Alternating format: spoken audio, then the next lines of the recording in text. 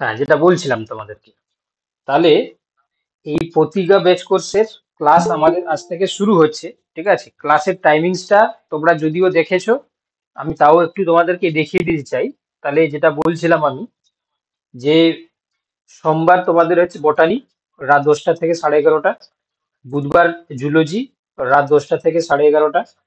Physiology শুক্রবার রাত 10টা থেকে 11:30। ঠিক আছে, তো আমি এই কারণে তোমাদেরকে জানাচ্ছি, দেখো, যে একটা সপ্তাহে তোমরা জানো যে 7 দিন থাকে, 7 ডেজ। তো তার মধ্যে দেখো আমরা মাত্র 4 দিন সময় নিয়ে নিচ্ছি, তা আবার সপ্তাহে 4 দিন 1.5 ঘন্টা করে। ঠিক আছে, 1 hour 30 minutes। তাহলে এই 1 hour 30 minutes সময় তোমরা কিন্তু একটু কষ্ট করে হলেও বার করবে, এবং সবাইকে আমি রিকোয়েস্ট করব, খুব বেশি প্রবলেম না হলে সবাই কিন্তু লাইভ ক্লাসে জয়েন করবে। লাইভ ক্লাসে সবাই কিন্তু অ্যাটেন্ড করার চেষ্টা করবে। ঠিক আছে, এবার দেখো আমি এই কারণে বলছি, দেখো, কারণ পরীক্ষা তোমার হতে পারে, ধরো এই মাসে নোটিফিকেশন দিয়ে দিল সাপোজ, বা সামনে মাসে দিল। ঠিক আছে, তোমরা প্রথম থেকে যদি এই প্রিপারেশনটাকে কন্টিনিউ করো, ঠিক আছে, তোমরা দেখবে আহ, তোমাদের রেজাল্ট কিন্তু অবভিয়াসলি ভালো হবে। তোমরা নিশ্চয়ই এইটুকু শুনেছো যে পড়াশোনা হচ্ছে একটা অধ্যাবসায়ের জিনিস। ঠিক আছে, সে ক্লাসের ফার্স্ট বই হোক বা থার্ড বই হোক বা সেকেন্ড বই হোক, ও যদি প্রথম থেকে মানে ও যদি পড়াশোনার চর্চায় না থাকে না, সে যতই মানে ব্রিলিয়ান্ট হোক না কেন, যতই মেধাবী হোক না কেন, সে কিন্তু পড়াশোনা ভুলে যাবে। পড়াশোনা এমন একটা জিনিস। তো তার জন্য তোমাদেরকে আমি রিকোয়েস্ট করব, তোমরা কিন্তু সপ্তাহে 4 দিন এর মধ্যে রাত 10টা থেকে 11:30 তোমরা কি করবে, লাইভ ক্লাসে অ্যাটেন্ড করবে। কি বললাম বুঝতে পারলে? আর একটা জিনিস থাকছে, দেখো, রবিবার দিন, ঠিক আছে, তোমরা এই সোমবার বুধবার এবং শুক্রবারের যে ক্লাস হলো, রবিবার তোমরা কি করবে না, রবিবার আমরা সকাল 8টা থেকে, ঠিক আছে, মানে 8টার সময়, মানে কাছাকাছি আর কি, হয়তো হতে পারে কোনো দিন আমরা এর 8টার আগেও দিয়ে দিলাম, হতে পারে কোনো সময় হচ্ছে কি তোমার 9টা 9:30 হয়ে যেতে পারে। ঠিক আছে, তো তোমাদেরকে একটা লিঙ্ক দেওয়া হবে। ঠিক আছে, এই 3টে লিঙ্ক, বোটানি জুলজি যতটা পড়ানো হবে প্রত্যেকটা সপ্তাহে, হুম, তো সেই টপিক থেকে, পড়ানো টপিক থেকে তোমাদেরকে কোশ্চেন দি, এটা হচ্ছে কি তোমার গুগল ফর্মে লিঙ্ক দেওয়া হবে।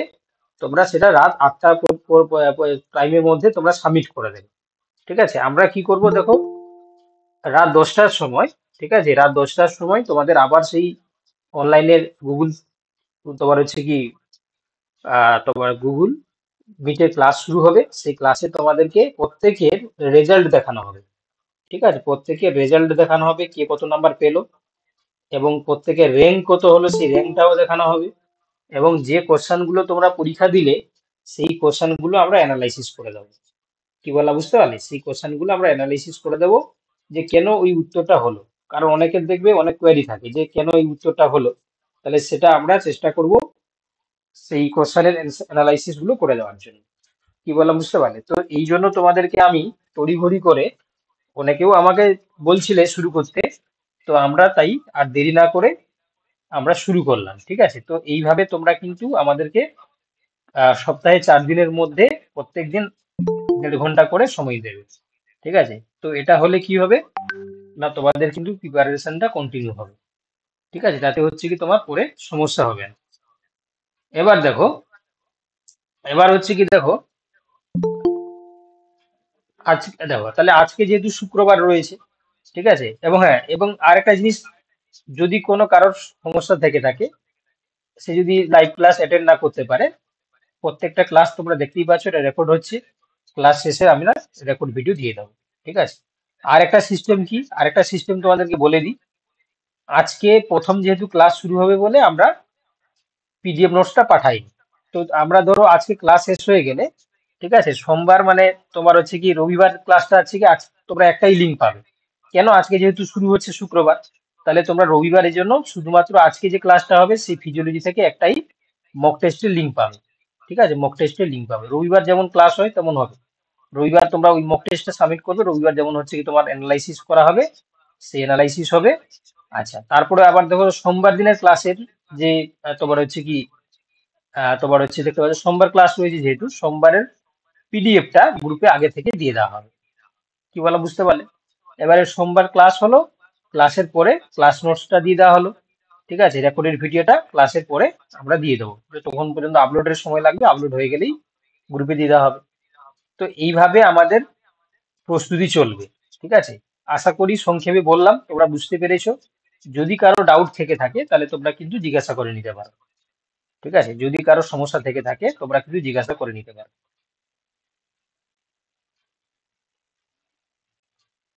কারোর কি কোনো ডাউট রয়েছে?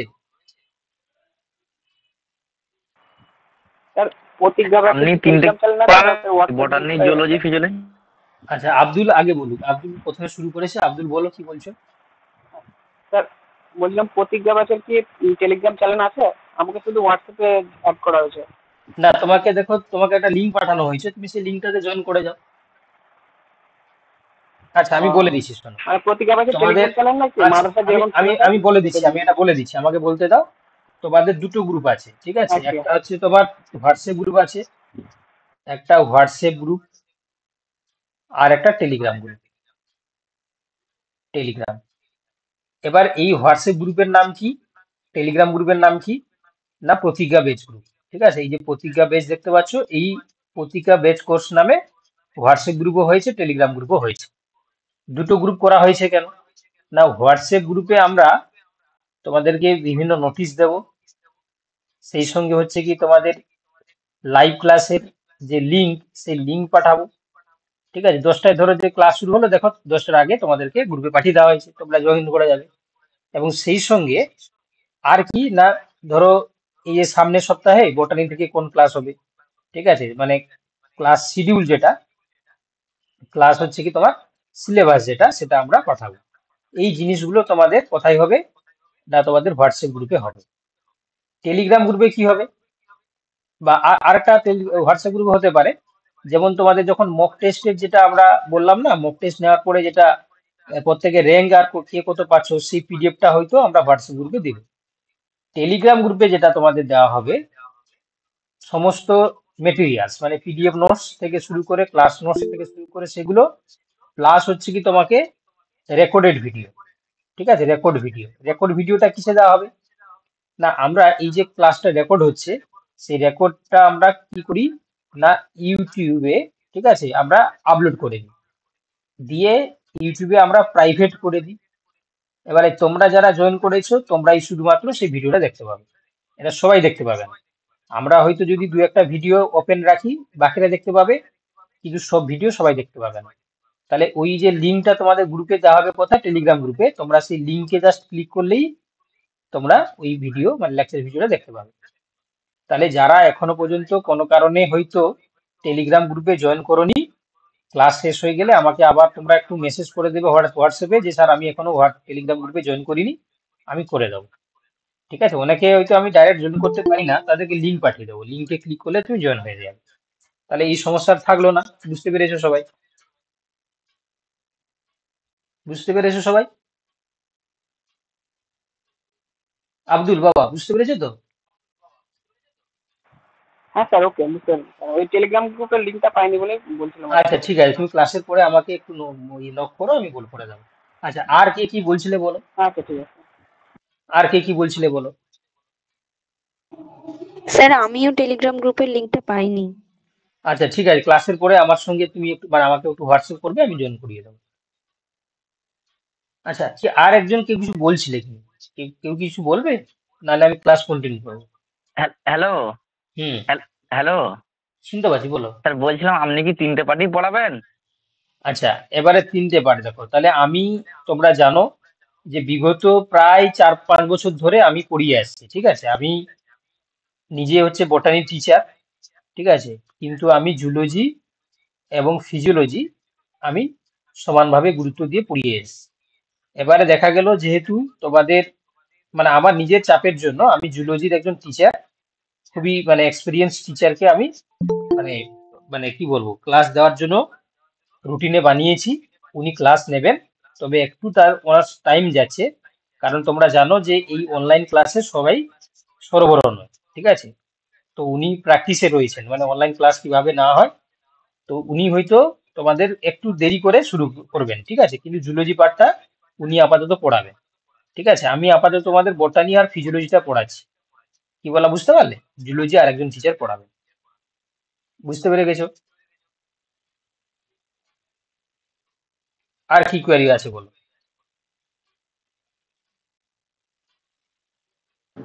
স্যার বলছি পিডিএফ ছাড়া কি অন্য কোনো বই ফলো করতে হবে?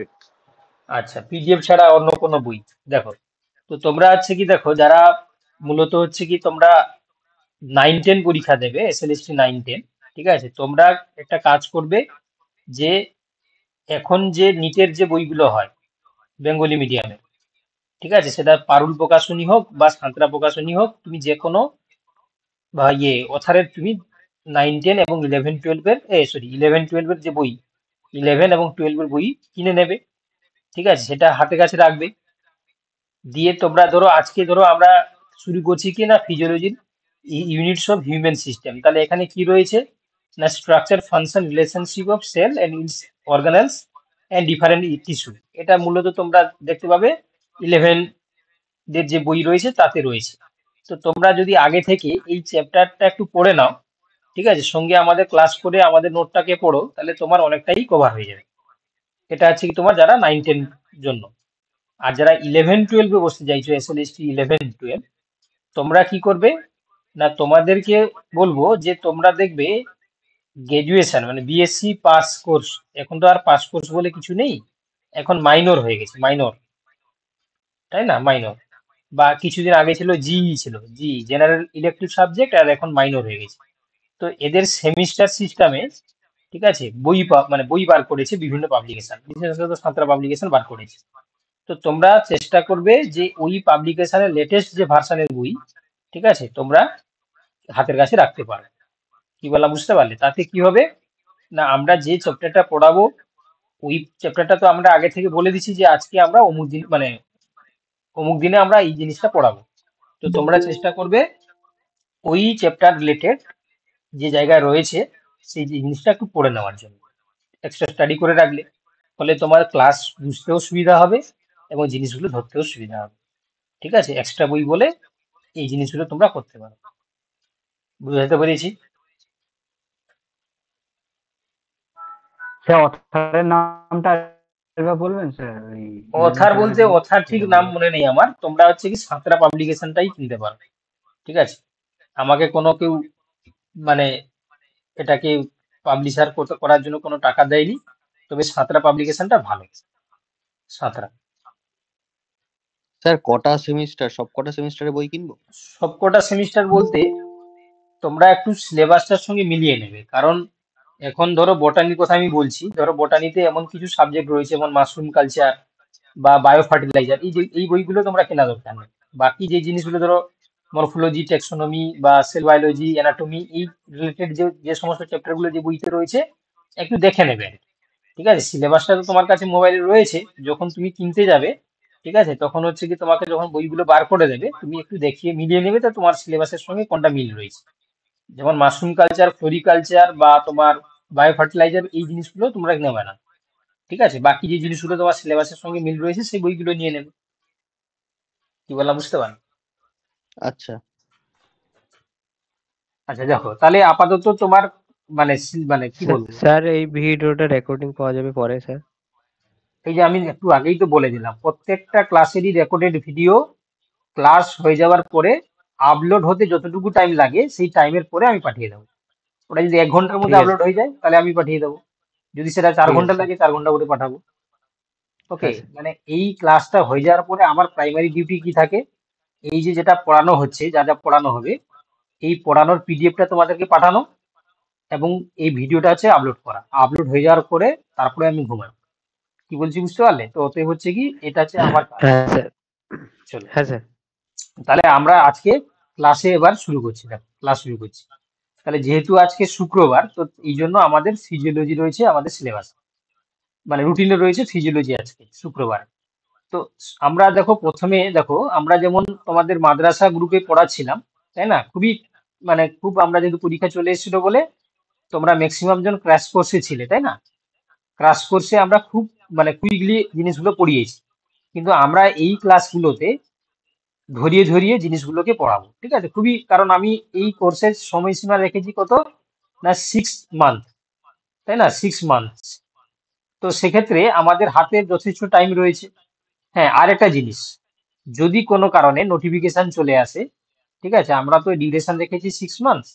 যদি দেখা গেল যে এই মাসে হচ্ছে তোমার নোটিফিকেশন বেরোলো, বললো যে 2 মাসের মধ্যে পরীক্ষা কমপ্লিট, তাহলে 3 মাস হাতে সময়। তাহলে আমরা তখন কি চেষ্টা করব না, এই 6 মাসের কোর্সকে 3 মাসে শেষ করে দেওয়ার জন্য। আবার যদি হয় যে 6 মান্থেরও ক্লাস হলো না, ঠিক আছে, তো আমাদের হাতে তখন সময় থাকবে, তখন আমরা ধরে ধরে ধরে ধরে জিনিসগুলো পড়াবো। ঠিক আছে, আমরা টাইমের উপর ডিপেন্ড করে কোন দিন কতটুকু পড়াবো সেটা আমরা আগে থেকে বলে দেবো।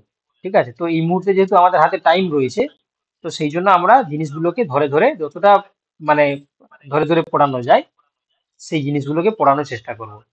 ওকে, কি বললাম বুঝতে পারলে? তো এই জন্য দেখো আমরা হ্যাঁ প্রথম স্যার। থেকেই, হ্যাঁ, আর আরেকটা জিনিস তোমরা নিশ্চয়ই বুঝে গেছো, তোমরা যারা ক্লাস করছো আশা করি প্রায় সবাই তোমরা মাদ্রাসা পরীক্ষা দিয়েছো। দেখো, মানে যে কোনো কম্পিটিটিভ পরীক্ষাতে পাস করতে গেলে আগে তোমাকে বেসিক জিনিসটাকে ক্লিয়ার রাখতে হয়। বেসিক জিনিসটা যদি তুমি না মনে রাখো, তুমি যদি হায়ার অথরিটির কোনো বই পড়ে নাও বা তোমার হচ্ছে কি ধরো নেট সেট তোমরা দিয়ে এলে, কিন্তু এখানে তোমার বেসিক ক্লিয়ার নেই, তাহলে তুমি এই কোশ্চেন গুলো পারবে না। তোমরা পরীক্ষা দিতে গিয়ে নিশ্চয়ই বুঝে গেছো। মানে খুবই ইজি লেভেল থেকে কোশ্চেন দিয়েছে, কিন্তু এমন বেসিক থেকে দিয়েছে অনেকের বেসিক ক্লিয়ার নেই বলে জিনিসগুলোকে ভুল করে চলে এসেছে। তো এই জন্য আমরা স্যার সর্বদা একটা চেষ্টা কথা করি। বলবো। হুম। স্যার বলছি আমি আপনার ওই গ্র্যাজুয়েশনের পর আমার স্যার পড়ার সঙ্গে কোনো অ্যাটাচ ছিল না, ওখানে অনেক বেসিক জিনিসও ভুলে গেছি স্যার। হ্যাঁ, ওটাই বলছি। তো আমরা এই যে ক্লাসগুলোতে, মানে আমাদের মূল উদ্দেশ্য থাকে ক্লাসগুলোতে বেসিক ক্লিয়ার করে দেওয়া। ঠিক আছে, সবচেয়ে আমরা যেটা প্রাইমারিলি করে থাকি, যার যে যে যে অবস্থায় থাকুক না কেন আমরা, ঠিক আছে, এই ক্লাসগুলো যখন শুরু থেকেই শুরু করা হচ্ছে, আমরা পুরো একদম পুরো জেনারেল থেকে অ্যাডভান্স, ঠিক আছে, প্রথমে জেনারেল গুলোকে তাকে বোঝানোর চেষ্টা করব, দিয়ে আস্তে আস্তে করে আমরা অ্যাডভান্সে যাব। ঠিক আছে, তো এই জন্যই ক্লাসগুলো খুবই ইম্পর্টেন্স রয়েছে, এবং তোমরা সবাই চেষ্টা করবে লাইভ ক্লাসটাকে অ্যাটেন্ড করার জন্য। খুব সমস্যা না থাকলে সবাই কিন্তু লাইভ ক্লাসটাকে অ্যাটেন্ড করবে। আমি বারবার একটা কথা কিন্তু বলছি, এটা কিন্তু আমরা শুনবে প্রথম থেকে। তো দেখো, তাহলে আমরা আজকে এই ক্লাসে প্রথমে যেটা শুরু করছি কি, দেখো তোমরা দেখতেই পাচ্ছ ইউনিটস অফ হিউম্যান সিস্টেম, এটা রয়েছে এসএলএসটি 9-10 রয়েছে। আর নিচের দিকে যেটা দেখতে পাচ্ছ এসএলএসটি তোমার 11-12 রয়েছে। সিলেবাসটা কি রয়েছে না, 11-9-10 রয়েছে তোমার structure function relationship of cell and its organelles and different tissue. আর তোমরা যেটা 11-12 রয়েছে molecular structure of the cell membrane and mitochondria. ঠিক আছে, আর এনজাইম রয়েছে, এনজাইমটা আজকে পড়ানো হবে না, আমরা পরে পড়াবো। তো আমরা বেসিক্যালি আজকে বেশি ফোকাস দিব কি না, সেল মেমব্রেনের উপর বেশি ফোকাস দেব এবং মাইটোকন্ড্রিয়ার উপর আমরা বেশি ফোকাস দেব। ঠিক আছে, এই দুটো জিনিস পর বেশি ফোকাস দেব। তো দেখো আমরা প্রথমে যেটা শিখবো, তো তোমরা জানো যে যে কোনো অর্গানিজমস হোক, সে লিভিং হোক বা নন লিভিং হোক, প্রত্যেকের একদম একদম স্মলেস্ট ইউনিট যদি আমরা দেখি, ঠিক আছে, স্মলেস্ট, তাহলে সেটা তোমরা দেখতে পাবে কি যে একটা অ্যাটম। সেই অ্যাটমটা দেখো এখানে কার্বন অ্যাটম, তাই না? তো অ্যাটম তোমরা জানো এটা মেনলি প্রোটন, নিউট্রন আর ইলেকট্রন নিয়ে গঠিত হয়। সেন্টারে, এই যে সেন্টারে কি থাকে, এটাকে আমরা নিউক্লিয়াস বলি। মানে এটা সেলের নিউক্লিয়াস নয়, এটা হচ্ছে কি অ্যাটমের নিউক্লিয়াস, যেটা দুটো পার্ট থাকে। কি কি থাকে না, প্রোটন আর নিউট্রন। প্রোটনের চার্জ কি হয়, পজিটিভ হয় তোমরা জানো, আর নিউট্রন হচ্ছে নেগেটিভ। আর তাকে ঘিরে যে কক্ষপথটা রয়েছে এগুলোতে কি থাকে না, ইলেকট্রন থাকে। ইলেকট্রনটা কি হয়, নেগেটিভ হয়। এবার এই যে কার্বন অ্যাটম দেখানো হয়েছে, এই অ্যাটম গুলো কিন্তু পরবর্তীকালে তারা যুক্ত হয়ে হয়ে কি তৈরি করছে না, তোমার দেখো, যদি আমরা একটা ডিএনএ মলিকুলস দেখি, ঠিক আছে, ডিএনএ মলিকুলস আমরা দেখতে পাই, তখন কি দেখতে পাবো না, সেখানে নিউক্লিওটাইড ফর্ম হয়েছে, তাই না? একটা ডিএনএ কি নিয়ে তৈরি হয় না, নিউক্লিওটাইড নিয়ে তৈরি হয়, নিউক্লিওটাইড। এই নিউক্লিওটাইডের 3টে উপাদান থাকে তোমরা জানো, তাই না? কি কি থাকে না, একটা থাকে তোমার ডিঅক্সিরাইবোজ সুগার, রাইবোজ, আর থাকবে N2 বেস, আর থাকে ফসফরিক আর acid. Phosphoric acid. Phosphoric acid. এবার এই যে 3টে উপাদান মিলে কিন্তু ডিএনএ তৈরি হয়। তাহলে এই যে তোমরা দেখো ডিঅক্সিরাইবোজ সুগার বলো বা নাইট্রোজেন বেস বলো বা ফসফরিক অ্যাসিড বলো, এরা যদি একদম পুরো বেসিক কম্পোনেন্টে তোমরা যাও, তাহলে তাদের অ্যাটম দেখতে পাবে। তাহলে এই অ্যাটম গুলো দেখো, তারা কিন্তু নন লিভিং, এরা যুক্ত হয়ে গিয়ে দেখো যখন ডিএনএ তৈরি করছে তখন একটা সেলের মধ্যে থাকলে তখন সেটা লিভিং হিসেবে কাজ করছে। তাহলে একটা সেল অর্গানেলের মধ্যে আমরা দেখতে পাই কি ডিএনএ থাকবে। এবার দেখো এই অর্গানেল গুলো অনেকগুলো অর্গানেল মিলে গিয়ে তারা সেল ফর্ম করছে। এই সেলটাকেই আমরা বলি লিভিং অর্গানিজমস এর structural and functional unit. Structural and functional unit of life, তাই না? একটা লাইফের হচ্ছে কি সবচেয়ে যে মানে স্ট্রাকচারাল এবং ফাংশনাল যেটা ইউনিট একক, তো ওই এককটাকে আমরা সেল বলি। ওই সেলগুলো তোমরা জানো নির্দিষ্ট কাজের জন্য যখন একত্রিত হয় টিস্যু বা কলা তৈরি করে, তাই না? টিস্যু বা কলা তৈরি করে।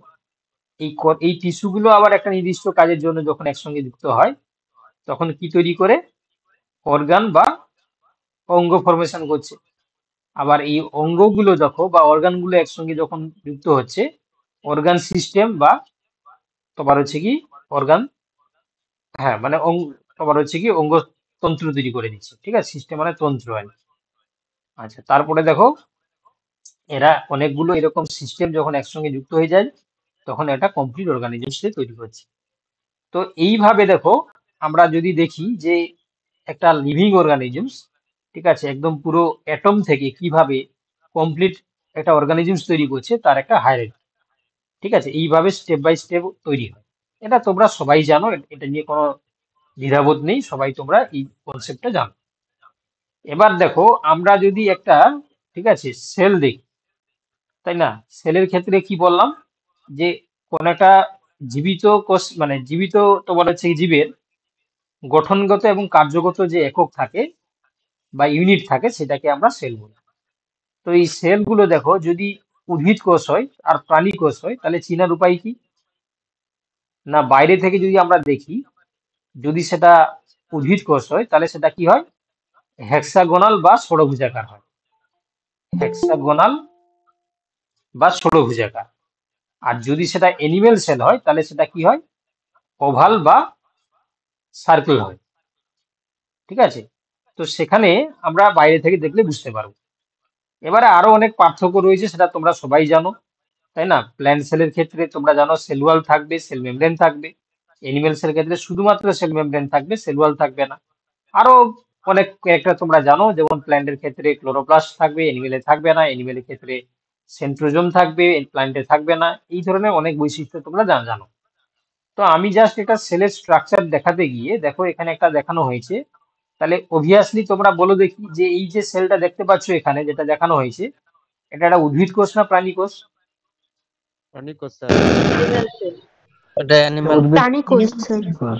তাহলে এটা কোনো ডাউট নেই, তোমরা নিশ্চয়ই এই আগে যেটা বলা হলো যে যদি এনিমেল সেল হয় তাহলে সেটা ওভাল কিংবা সার্কেল হয়ে থাকে, আর প্রাণী কোষ হলে সেটা যদি প্ল্যান্ট সেল হলে তখন কি হবে? সেটা হেক্সাগোনাল।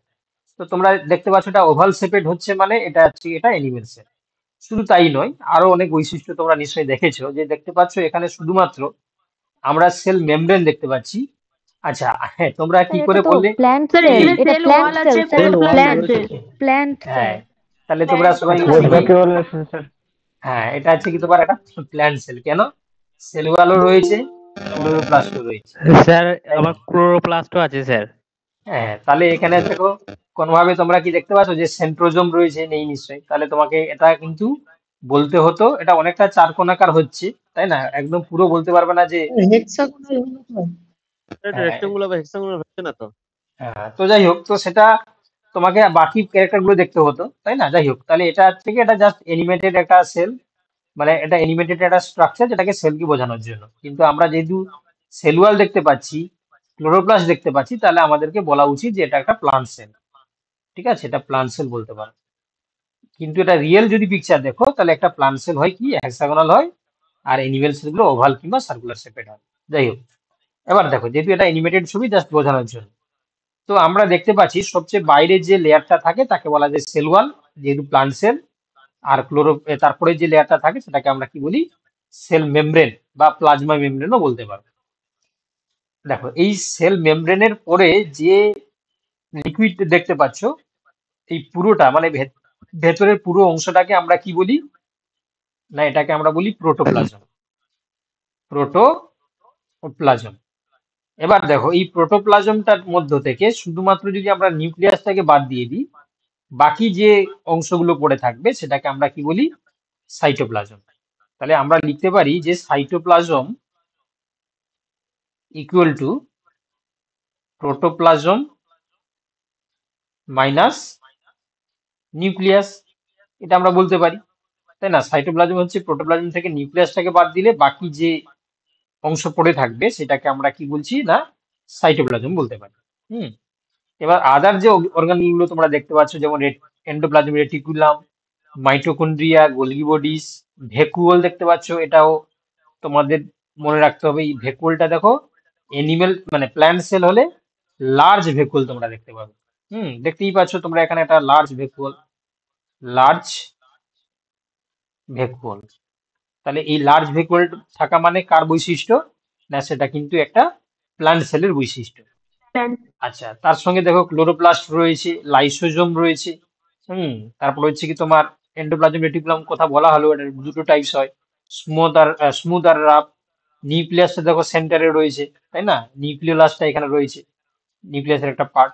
রাইবোজোম রয়েছে, তাই না? তো মোটামুটি সমস্ত কোষীয় অঙ্গাণুগুলো এখানে রয়েছে। তো এখানে কিছু টার্মিনোলজি তোমরা দেখে নাও, কারণ বিভিন্ন পরীক্ষায় দিয়ে দেয়।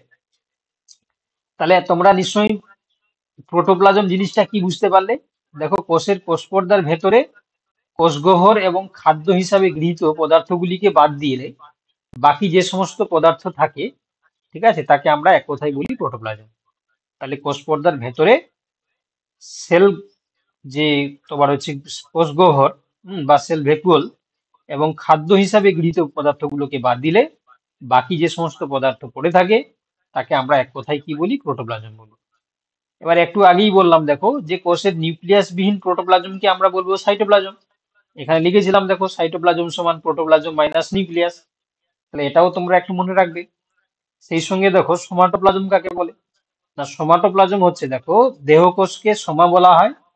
হ্যাঁ, এই সোমার প্রোটোপ্লাজমকে আমরা বলি সোমাটোপ্লাজম। ঠিক আছে, তাহলে এই দেহকোষের থেকে যে সাইটোপ্লাজম, ঠিক আছে, মানে প্রোটোপ্লাজম, সেটাকে আমরা সোমাটোপ্লাজম বলি। জার্মপ্লাজম কাকে বলে? না দেখো আমাদের সেল দু প্রকারের হয়, একটা জনন কোষ আর একটা দেহকোষ। তাহলে দেহকোষের প্রোটোপ্লাজমকে যদি বলা হয় সোমাটোপ্লাজম, তাহলে জনন কোষের প্রোটোপ্লাজমকে বলা হবে কি? জার্মপ্লাজম। ওকে। সেই সঙ্গে আরো একটা টার্ম রয়েছে দেখো, অ্যাক্টোপ্লাজম। অ্যাক্টোপ্লাজম কাকে বলে? না কোষের কোষপর্দার সংলগ্ন অংশের সাইটোপ্লাজম দানাবিহীন পাতলা জেলির মতো। হ্যাঁ, এবং কি হয় না একটা ইলাস্টিক পাওয়ার তার মধ্যে থাকে। তাহলে এই অংশের সাইটোপ্লাজমকে আমরা কি বলি? অ্যাক্টোপ্লাজম। ঠিক আছে, তাহলে একটা কোষপর্দা তার সংলগ্ন যে সাইটোপ্লাজম, ঠিক আছে, সেখানে দানাবিহীন একটা পাতলা জেলির মতন তোমার একটা পদার্থ থাকবে, সেটাকেই আমরা বলি অ্যাক্টোপ্লাজম।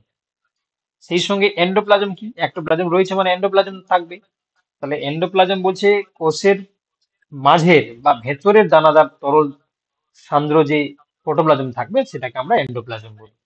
মানে তোমরা বলতে পারো যে অ্যাক্টোপ্লাজম এন্ডোপ্লাজম এগুলো প্রোটোপ্লাজমেরই একটা ভাগ, শুধুমাত্র তাদের পজিশন অনুযায়ী নামটা চেঞ্জ করা হয়েছে। আচ্ছা, আর একটা তোমরা নাম জেনে রাখবে, সেটা হচ্ছে কি তোমার হায়ালোপ্লাজম। এটা কি জিনিস?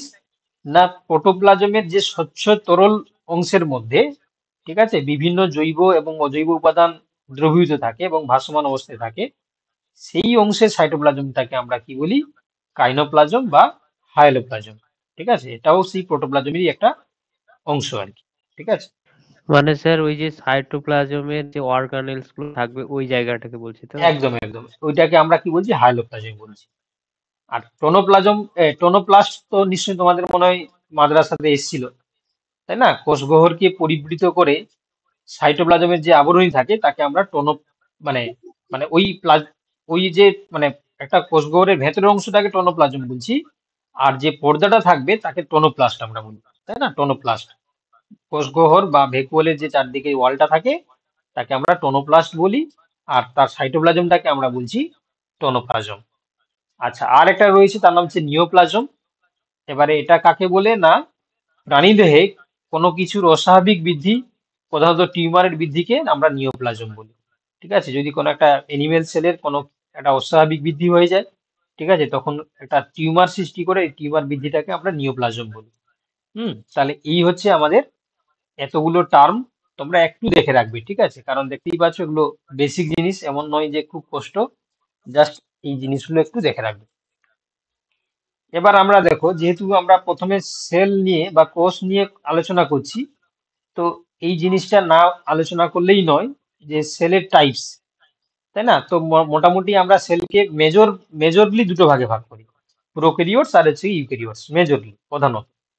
তো প্রোক্যারিওটস কাকে বলে তোমরা কম বেশি সবাই জানো, যে যারা হচ্ছে তোমার আদি নিউক্লিয়াস যুক্ত, যাদের নিউক্লিয়াস সুগঠিত নয়, যাদের ক্ষেত্রে নিউক্লিয়াসের মধ্যে নিউক্লিয় পর্দা, নিউক্লিওলাস, নিউক্লিওপ্লাজম এগুলো থাকে না, তাই না? শুধুমাত্র আমরা ডিএনএ তন্তু দেখতে পাই, কোনো পর্দা ঘেরা কোষীয় অঙ্গাণু থাকে না, তাই না? রাইবোজোম 70s প্রকৃতির হয়। সাইটোপ্লাজম বিক্ষিপ্ত আকারে ছড়িয়ে ছিটিয়ে অবস্থান করে। আর এদের কোষপ্রাচীর থাকলেও তার মুখ্য উপাদান হচ্ছে পেপটাইডোগ্লাইকেন। তারপর হচ্ছে তোমরা নিশ্চয়ই এই মাদ্রাসা পরীক্ষাতেও পড়েছিলে, তাই না? নিউক্লিয় বস্তুতে কোনো হিস্টোন জাতীয় ক্ষারীয় বস্তু থাকে না, তাই না? হিস্টোনটা শুধুমাত্র ইউক্যারিওটিক্সের ক্ষেত্রে থাকে। তাহলে এই জিনিসটা কিন্তু তোমাদেরকে পড়ানো হয়েছিল, যারা তোমরা ক্লাস করেছিলে তোমরা জানো যে হিস্টোন শুধুমাত্র আমরা ইউক্যারিওটিক ক্রোমোজোমের ক্ষেত্রে দেখতে পাই, তাই না? প্রোক্যারিওটিকের ক্ষেত্রে থাকে না। তাহলে এই কনসেপ্টটা থেকে কোশ্চেন এসেছিল, আশা করি তোমরা সবাই পেরেছো, তাই না? তো এই জিনিসগুলো একটু দেখে রাখবে আর কি। তো এবং পড়ানোর সময়ও আমি এরকম করে মার্ক করে বলেছিলাম যে হিস্টোনটা শুধুমাত্র ইউক্যারিওটিকে থাকবে, প্রোক্যারিওটে থাকে না। তো যারা কেয়ারফুলি তোমরা পড়াশোনা করেছিলে তারাই তোমরা হচ্ছে কি পেরেছো, তাই না? যাই হোক, তাহলে আর কি শ্বাস উৎসেচক সাইটোপ্লাজমে বা প্লাজমা পর্দার অন্তর্গাতে অবস্থান করবে, যেহেতু এদের পর্দা ঘেরা কোষীয় অঙ্গাণু থাকে না, ঠিক আছে? এখানে যদিও আর লেখা আছে, দেখো কোনো কোষীয় অঙ্গাণু থাকে না, এই যে কোনো পর্দা ঘেরা কোষীয় অঙ্গাণু থাকে না। তো এই জন্য এদের যে রেসপিরেটরি যে এনজাইম গুলো, এরা থাকবে কোথায় না, সাইটোপ্লাজমে বা প্লাজমা পর্দার অন্তঃগাত্রে অবস্থান করবে। এটা স্পেসিফিক কোনো অর্গানেলের মধ্যে জমা থাকে না। তাহলে এই বৈশিষ্ট্যগুলো আমরা যাদের ক্ষেত্রে দেখতে পাই তাদেরকে আমরা কি বলি না, প্রোক্যারিওটিক অর্গানিজমস বা প্রোক্যারিওটিক সেল আমরা বলি, ঠিক আছে? প্রোক্যারিওটিক সেল আমরা বলি। সেই সঙ্গে দেখো আরো কিছু বৈশিষ্ট্য আমরা দেখতে পাই। তো তোমরা নিশ্চয়ই বুঝতে পারলে যে প্রোক্যারিওটিকের ক্ষেত্রে যদি পর্দা ঘেরা কোষীয় অঙ্গাণু না থাকে, তাহলে মাইটোকন্ড্রিয়া বলে যে অর্গানেলটা থাকে, মাইটোকন্ড্রিয়া, তাহলে এটাও অ্যাবসেন্ট থাকবে। তাহলে এই মাইটোকন্ড্রিয়ার ফাংশন কি তোমরা জানো, এটিপি তৈরি করা। এই জন্য তো এটাকে আমরা কি বলি, এই জন্য এটাকে আমরা পাওয়ার হাউস বলি। তো সেক্ষেত্রে এই এটিপি জেনারেট হবে না। তাহলে যদি এটিপি যদি না তৈরি হয়, তাহলে ওই অর্গানিজমটা তো মরে যাবে, মানে ওই জীবটা তো মারা যাবে। তাহলে সেক্ষেত্রে এদের ক্ষেত্রে অল্টারনেটিভ মাইটোকন্ড্রিয়ার বদলে আরেকটা আছে কি গঠন আমরা দেখতে পাই, তার নাম কি না, তার নাম হচ্ছে দেখো মেসোজোম, ঠিক আছে? এটা মেনলি আমরা দেখতে পাই কার ক্ষেত্রে, ব্যাকটেরিয়ার ক্ষেত্রে। তোমরা জানো ব্যাকটেরিয়ার যে গঠন, সেই গঠনে আমরা কি দেখতে পাই না, এদের এই তোমার হচ্ছে কি ইনার মেমব্রেনটা আছে কি ফোল্ডিং হয়ে গিয়ে এরকম ফিঙ্গার লাইক কিছু প্রজেকশন তৈরি করে। এই ফিঙ্গার লাইক যে প্রজেকশন তৈরি করে, এটাকে আমরা কি বলি না, এটাকেই আমরা বলি মেসোজোম, ঠিক আছে? মেসোজোম। এবং মনে করা হয় যে এই মেসোজোমের মধ্যে কিছু রেসপিরেটরি এনজাইম থাকে এবং এটাই নাকি এদের এটিপি সিনথেসিসে সাহায্য করে, ঠিক আছে? আমি এটাই নাকি এই কারণে বললাম, কারণ হচ্ছে এটা এখনো পর্যন্ত কনফার্মলি ভালো করে জানা যায়নি, তবে মনে করা হয় যে মেসোজোমই মাইটোকন্ড্রিয়ার মতন কাজ করে এবং এটিপি সিনথেসিসে সাহায্য করে, তাই না? এবং সেই সঙ্গে তোমরা জানো একটা ব্যাকটেরিয়ার ক্ষেত্রে তার ব্যাকটেরিয়াল ডিএনএ থাকে, ব্যাকটেরিয়াল ডিএনএ থাকবে। এছাড়া একটা মানে আরো একটা হচ্ছে কি তোমার ডিএনএ থাকে, সেটা যদিও এদের সরাসরি কিছু কাজে লাগে না, তবে রিপ্রোডাকশনে কাজে লাগে। হ্যাঁ, এইটাকে আমরা কি বলি না, প্লাজমিড বলি। কি বলি আমরা, প্লাজমিড বলি, তাই না? এই প্লাজমিডের যদি বৈশিষ্ট্য তোমরা দেখতেই পাচ্ছ, এটা সার্কুলার হয়, ডাবল স্ট্যান্ডার্ড হয়, এক্সট্রা ক্রোমোজোমাল এবং সেলফ রেপ্লিকেটিভ। এই বৈশিষ্ট্যগুলো মনে রাখবে। আমি জাস্ট আনুষঙ্গিক বলে বলে দিলাম, যদিও আমরা পরে পড়বো। আর এদের ক্ষেত্রে দেখো মাইটোটিক অ্যাপারেটাস গঠিত হবে না, কারণ বুঝতেই পারছো এরা এরা যেহেতু হচ্ছে কি সেল ডিভিশনটা এটা কি কেমন হয় বলে দেখি। যদি তোমাদেরকে বলা হয় যে মাইটোসিসের সেল ডিভিশনটা কেমন হয়, তাহলে তোমরা কি বলবে, amitosis. Amitosis, amitosis cell division. তো সেক্ষেত্রে তাদের তো মাইটোটিক অ্যাপারেটাস তৈরি হবে না, মানে এদের কোনো স্পিন্ডিল ফাইবার থাকবে না। সেল ডিভিশনটা কেমন হবে, মাইটোসিস। হ্যাঁ, কোনো ব্যামতন্তু গঠিত হবে না, ডাইরেক্ট ওদের সেল ডিভিশন হয়ে যায়। সেল ডিভিশনটা ডাইরেক্ট হয়ে যায়। সরাসরি সেল দুটো ভাগ হয়ে গিয়ে দুটো নিউক্লিয়াস ভাগ হয়ে গেল, নিউক্লিয়াস ঠিক বলবো না, ক্রোমোজোম দুদিকে চলে গেল, দিয়ে তাদের ক্ষেত্রে সেল ডিভিশনটা কমপ্লিট হয়ে গেল। কোষে ভ্যাকুয়াল সৃষ্টি হয় না, সাইটোপ্লাজমে কোনো চলন দেখা যায় না। তাহলে এই যে বৈশিষ্ট্যগুলো বলা হলো, এগুলো কিন্তু তোমরা একটু পড়ে রাখবে। বুঝতেই পারছো এগুলো থেকেও কোশ্চেন দিচ্ছে। তো সেক্ষেত্রে এই প্রোক্যারিওটিকের চারিত্রিক বৈশিষ্ট্যগুলো আমরা এইভাবেই মনে রাখবো। বলছি স্যার 70s রাইবোজোমটা একটু বলবেন, 70 আর 80s কিভাবে একটু বলবেন? 70s বলতে দেখো রাইবোজোমের হচ্ছে এই দুটো ভাগ, রাইবোজোম আর রাইবোজোম হচ্ছে তোমরা জানো যে এটা মেমব্রেনলেস সেল অর্গানল। মেমব্রেনলেস মানে মেমব্রেন থাকে না, সেল অর্গানল। তো সেক্ষেত্রে এই রাইবোজোমের আমরা দুটো ভাগে দেখতে পাই, প্রোক্যারিওটিকের ক্ষেত্রে আবার ইউক্যারিওটিকের ক্ষেত্রে।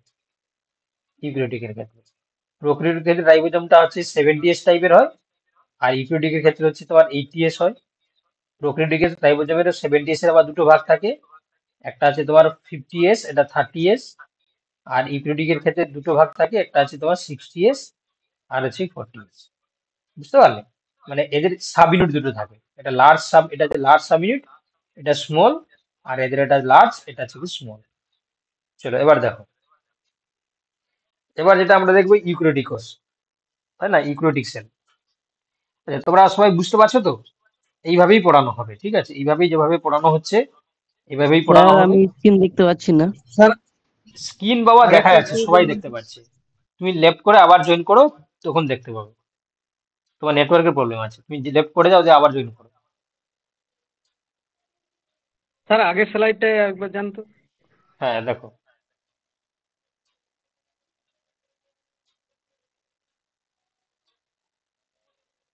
দেখতে পাচ্ছো? হ্যাঁ স্যার ঠিক আছে। আচ্ছা, আর একটা জিনিস দেখো, সপ্তাহে যে 4 দিন যে ক্লাস হয় না, মানে তোমাদের সমস্যাটা কি হয় আমি বলে দিচ্ছি। দেখো, তোমরা ধরো মোবাইলে কারো কারো ক্ষেত্রে 1 GB পার ডে, বা কারো ক্ষেত্রে 1.5 GB, বা কারো 2 GB, এরকম করে দেওয়া থাকে। এবার তোমরা জানো এখন তোমার হচ্ছে কি কি বলবো, ফেসবুক, হোয়াটসঅ্যাপ, বা তোমার হচ্ছে ইনস্টাগ্রাম, এগুলো চালাতে গিয়ে, রিল টিল দেখতে গিয়ে কি হয়, ম্যাক্সিমাম নেটটা শেষ হয়ে যায়, তাই তো? ম্যাক্সিমাম জনের বাড়িতে কারোর তো তেমন ব্রডব্যান্ড লাগানো নেই, খুব কম জনেরই আছে, ঠিক আছে? তো সেক্ষেত্রে কি হয়, নেটটা শেষ হয়ে যায়। আর যখন এখানে ক্লাস হয়, এই ক্লাসে কমসে কম তোমরা ধরে নিতে পারো, তোমরা বেটার জানবে, আমি জানবো না, কারণ আমার এখানে ব্রডব্যান্ড লাগানো আছে। নিশ্চয়ই তোমার 500 MB মতো নেট লাগে 1.5 ঘন্টায়, তাই তো? তোমরা বেটার জানবে। তাহলে এই নেটটা যদি না থাকে, তখন লাস্টের দিকে কি হয়, হয় তোমরা কথা শুনতে পাও না, নাই তো তোমরা মানে স্লাইড দেখতে পাও না। মানে সেটা সবার ক্ষেত্রে বলছি না, কিছু জনের ক্ষেত্রে হয়। তো তোমরা চেষ্টা করবে এই যে 4 দিন যে ক্লাস হয়, তোমরা নেটটা ইউজটা সারাদিন কম করবে, ঠিক আছে? এই 500-600 MB মতো নেট রেখে দিবে, যাতে হচ্ছে কি তোমার খরচা না হয়। তবে তোমরা ক্লাসটা হচ্ছে কি সম্পূর্ণভাবে ভালো করে করতে পারবে। এটা আমি বাস্তব কথা বললাম, ঠিক আছে? এই ধরনের কথা কোনো টিচার বলে না, বাট আমি সবসময় বাস্তব কথাই বলি, ঠিক আছে? তো এই জিনিসগুলো কিন্তু তোমরা করবে, দেখবে তোমাদের সমস্যা হবে না। বুঝতে পারলে কি বললাম? স্যার চক্রাকার ডিএনএ তে দেখা যায় স্যার মাইটোকন্ড্রিয়াতে। তাহলে স্যার প্রোক্যারিওটিক কোষে যদি আমাদের মাইটোকন্ড্রিয়া না থাকে, তাহলে শুধুমাত্র ইউক্যারিওটিকের ক্ষেত্রে আমরা চক্রাকার ডিএনএ দেখতে পাবো তো? শোনো, ব্যাপারটা হচ্ছে কি, এই যে চক্রাকার ডিএনএ বললাম, এটা হচ্ছে কি তোমার বললাম যে এটা ব্যাকটেরিয়ার ক্ষেত্রে থাকে, এটা হচ্ছে একটা ব্যাকটেরিয়া সেল। এই ব্যাকটেরিয়ার ক্ষেত্রে তুমি যে কনসেপ্টটা বলছো, ঠিক আছে, আমি সেটাও বলে দিচ্ছি তোমাকে। তুমি যেটা বলছো যে দুটো অর্গানেল এমন রয়েছে, একটা নাম হচ্ছে মাইটোকন্ড্রিয়া আর একটা হচ্ছে ক্লোরোপ্লাস্ট। কি কি বললাম? দুটো সেল অর্গানেল, মনে করা হয় এই দুটো অর্গানেল, এটা হচ্ছে কি তোমার আগে ছিল প্রোক্যারিওটিক সেল। কি কি বললাম? একটা আছে মাইটোকন্ড্রিয়া, আর একটা বললাম কি ক্লোরোপ্লাস্ট। এই দুটোর ক্ষেত্রে আমরা দেখতে পাই এদের ক্ষেত্রে নিজস্ব ডিএনএ থাকে, সেলফ ডিএনএ থাকে, এবং সেই ডিএনএটা কেমন হয় না, ওই রকম সার্কুলার হয়। ওকে, এবার এই দুটো মানে তোমার হচ্ছে কি অর্গানেল মনে করা হয় যে এরা এন্ডোসিম্বায়ন্টের মাধ্যমে, এন্ডোসিম্বায়ন্ট মানে এন্ডোসিম্বায়োসিস ঘটিয়ে এরা আগে ছিল এক একটা করে প্রোক্যারিওট সেল, কোনো কারণে ইউক্যারিওটিকের মধ্যে এরা সিম্বায়োটিক কন্ডিশনে চলে এসেছে। এবারে ইউক্যারিওটিক সেল কি করেছে না, এদেরকে এজে কোষীয় অঙ্গাণু হিসাবে রেখে দিয়েছে, বুঝতে পারলে? ফলে এদের জেনেটিক ম্যাটেরিয়াল যেমন ছিল তেমন রয়েছে, কিন্তু এরা ইউক্যারিওটিক কোষের নিউক্লিয়াস দ্বারা পরিচালিত হয়। ওকে, তো সেক্ষেত্রে এই ক্লোরোপ্লাস্ট এবং মাইটোকন্ড্রিয়ার ক্ষেত্রে আমরা ডিএনএটা হচ্ছে কি তোমার সেল ডিএনএ দেখতে পাই এবং তারা সার্কুলার হয়। কেন? যেহেতু প্রোক্যারিওটিক সেলের মধ্যে সার্কুলার ডিএনএ আমরা দেখতে পাই। আর এই কারণে এদেরকে আমরা কি বলি, এই দুটো কোষীয় অঙ্গাণুকে আমরা বলি সেমি অটোনোমাস সেল অর্গানালস। কি বললাম বুঝতে পারলে? যে কোশ্চেনটা করছিলে বাবা, বুঝতে পারলে? স্যার ওই সেমি অটোনোমাস সেল অর্গানাইজ ওটা একবার বলুন স্যার। সেমি অটোনোমাস মানে হচ্ছে কি তোমার অর্ধ স্বনির্ভরশীল। এর বাংলা মানে হচ্ছে কি, দেখো মিট করে দাও, এর বাংলা মানে হচ্ছে কি তোমার অর্ধ স্বনির্ভরশীল। কেন না, তার কারণ হচ্ছে এরা যেহেতু নিজস্ব ডিএনএ রয়েছে, পুরোপুরি কোষের উপরে ডিপেন্ডেন্ট করে থাকে না, কিছু কাজ নিজে করে নেয়। ধরো তুমি যে এখন ধরো ক্লাস করছো, তুমি ধরো তার সাথে কিছু কাজ করো, এবারে তোমার ভরণ পোষণে ধরো সাপোজ 10,000 টাকা খরচা হয়, তুমি 5,000 টাকা ইনকাম করো আর 5,000 টাকা বাড়ি থেকে নাও, তাহলে তুমি হচ্ছে কি সেমি অটোনোমাস। তুমি যদি ইনকাম না করতে, পুরোটাই হচ্ছে তোমার বাবার উপর ডিপেন্ড করে থাকতে, তাহলে তুমি হচ্ছে কি তোমার মানে পুরো পরাধীন। এবারে তুমি একটা বড় চাকরি পেয়ে গেলে, সেখানে তুমি এত টাকা ইনকাম করলে তোমার খরচার বাদেও তুমি ঘরে টাকা দিচ্ছ প্লাস সেভিং করছো, তাহলে তুমি তখন একদম অটোনোমাস হয়ে গেলে।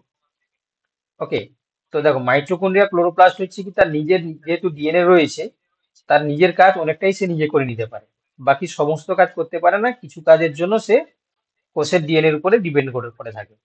এই জন্য এই দুটো কোষীয় অঙ্গাণুকে আমরা কি বলি, অর্ধ স্বনির্ভরশীল কোষীয় অঙ্গাণু বা সেমি অটোনোমাস অর্গানাল। বুঝতে পারলে তুমি? হ্যাঁ স্যার। আচ্ছা, সেই সঙ্গে দেখো, আচ্ছা আর একটা জিনিস তোমাদেরকে বললাম, অনেক সময় কিছু কিছু জিনিস বলতে গিয়ে হয়তো আমার এখানে লেখা পসিবল হয় না, তো তোমরা যখন ক্লাসে বসবে, ঠিক আছে, একটা খাতা কলম নিয়ে বসবে, ঠিক আছে, খাতা কলম নিয়ে তোমরা 2 দিস্তা বা 3 দিস্তার একটা খাতা বেঁধে নিবে, একটাই খাতা বানবে, ঠিক আছে, বা এটাও তোমরা করতে পারো, বটানি জুলজি ফিজিওলজির জন্য আলাদা আলাদা 3টে খাতা তৈরি করে দেবে, ঠিক আছে, বটানির জন্য, জুলজির জন্য আর ফিজিওলজির জন্য। দিয়ে কি করবে, মানে প্রত্যেকটা ক্লাসের ডেট অনুযায়ী তোমরা, আজকে ধরো ফিজিওলজি ক্লাস হলো, তাহলে তুমি করে দিলে যে তোমার 8/3/2024, ঠিক আছে, দিয়ে কি করলে আজকে ফিজিওলজিতে কিছু কিছু জিনিস যেগুলো ইম্পর্টেন্ট জিনিস বলা হয় বা আমি লিখে লিখে দিই, পরে লেখাগুলো হয়তো তোমরা বুঝতে পারো না বা জিনিসগুলো হয়তো ভুলে যাও, তখন কি করবে, তোমরা একটু নোট ডাউন করে নেবে, ঠিক আছে, নোট ডাউন করে নেবে, লিখে নিবে। এই লেখাটাতে কতটাই তোমার উপকার করবে সেটা তুমি নিজেই বুঝতে পারবে না, যখন হচ্ছে তোমার কাজে লাগবে তখনই বুঝতে পারবে যে হ্যাঁ আমি এগুলো পড়েছিলাম বলে আমার অনেকটাই কাজে লাগবে, ঠিক আছে। আর একটা জিনিস, যে কোনো কাজ যখন করবে, সেই কাজটা যখন তোমরা মনোযোগ মনোযোগ দিয়ে করবে, দেখবে তার একটা ইম্পর্টেন্স রয়েছে তোমার জীবনে, দেখবে কোনো না কোনো সময় তোমাকে সেটা ইম্পর্টেন্স দিবে। আর যদি তোমরা ভাবো যে হ্যাঁ কোর্স তৈরি হয়েছে, কোর্সে আমি টাকা দিয়ে জয়েন করে গেলাম, তাহলে মানে এই নয় যে আমি পাস করে যাবো সেই জিনিস। একটা জিনিস মাথায় রাখবে, প্রত্যেকটা জিনিস সিরিয়াসলি করতে হবে, যে যে যতটা বেশি গুরুত্ব দিয়ে করবে সেই জিনিসটা কিন্তু তার ভালো হবে। তো এই জন্য বললাম, তোমরা যেমন পড়তে বসা হয় তেমন করে বসবে, ঠিক আছে, এমন নয় লাইভ মানে অনলাইন ক্লাস হচ্ছে, আমি ঘুমালাম বা বসে থাকলাম বা শুয়ে ক্লাস করলাম বা রাস্তায় ঘুরে ঘুরে ক্লাস করলাম, কেউ তো দেখছে না, তাহলে আমি তাহলে নিজের কাছে নিজেকে ফাঁকি দেবো আর কি। তোমরা কি করবে, যেমন করে ক্লাসে পড়তে বসে, ঠিক আছে, এই ক্লাসের আগে ভালো করে খাওয়া দাওয়া করবে, ভালো করে ড্রেস পরবে, ঠিক আছে, পড়ার জায়গায় বসবে সোজা হয়ে, দিয়ে তারপর হচ্ছে কি তোমার খাতা পেন নিয়ে ক্লাস শুনবে প্লাস লিখবে, যেমন করে পড়াশোনা হয়, ঠিক আছে। এটা হচ্ছে কি তোমার দেখবে এই বৈশিষ্ট্যগুলো শুধু তোমার নয়, তোমার ফিউচার জেনারেশন যে যে আসবে, সেও কিন্তু তোমার দ্বারা একটা শিক্ষা পাবে, ঠিক আছে, এবং সেই সঙ্গে তুমি যে শিক্ষাটা অর্জন করছো সেটাও তোমার কিন্তু কাজে দিবে। কি বলা, বুঝতে পারলে? তো এই জিনিসগুলো মাথায় করবে। যে কোনো কাজ, শুধু আমি পড়াশোনার কথা বলছি না, তুমি সারাদিনে যে যতটুকু কাজ করছো সেই কাজটাকে যদি কাজের মতন করে করো, দেখবে তোমার একটা ইম্পর্টেন্স থাকবে বা তোমার একটা জীবনের আলাদা একটা মানে দাঁড়িয়ে যাবে। ঠিক আছে, এই জিনিসগুলো একটু দেখবে, প্রত্যেকটা কাজে করার চেষ্টা করবে। তুমি ধরো রান্না করছো, রান্নাটা মন দিয়ে ভালো করে করবে। তুমি পড়াশোনা করছো, তুমি কোনো কাজ করছো, তুমি গার্ডেনিং করছো, যা কিছু করো না কেন সেই কাজটা কিন্তু ভালো করে করার চেষ্টা করতে হবে। ঠিক আছে, এটা কিন্তু ফার্স্ট প্রায়োরিটি। চলো যাই হোক, তাহলে আশা করি পরের সপ্তাহ থেকে তোমরা মানে পরের ক্লাস থেকে তোমরা 3টে খাতা বেঁধে নেবে এবং প্রত্যেকটা ক্লাসের জিনিসপত্র যেগুলো আমরা মুখে বলি, লেখা পসিবল হয় না, সেই জিনিসগুলো তোমরা নোট ডাউন করে নেবে। যাই হোক, দেখো এবার আমরা চলে আসছি কি, দেখো আদর্শ নিউক্লিয়াস যুক্ত কোষ বা ইউক্যারিওটিক কোষ। তো আদর্শ নিউক্লিয়াস যুক্ত কোষ বা ইউক্যারিওটিক কোষ তাকেই আমরা বলবো যে কোষের মধ্যে নিউক্লিয়াস সুগঠিত। নিউক্লিয়াস সুগঠিত মানে, দেখো নিউক্লিয়াসে 4টি উপাদান থাকে, কি কি? একটা আছে তোমার নিউক্লিয় পর্দা, একটা আছে নিউক্লিয় প্লাজম, নিউক্লিয় লাস আর নিউক্লিয় জালক। এই 4টা উপাদান নিয়ে কি তৈরি হয় না, একটা নিউক্লিয়াস গঠিত হয়।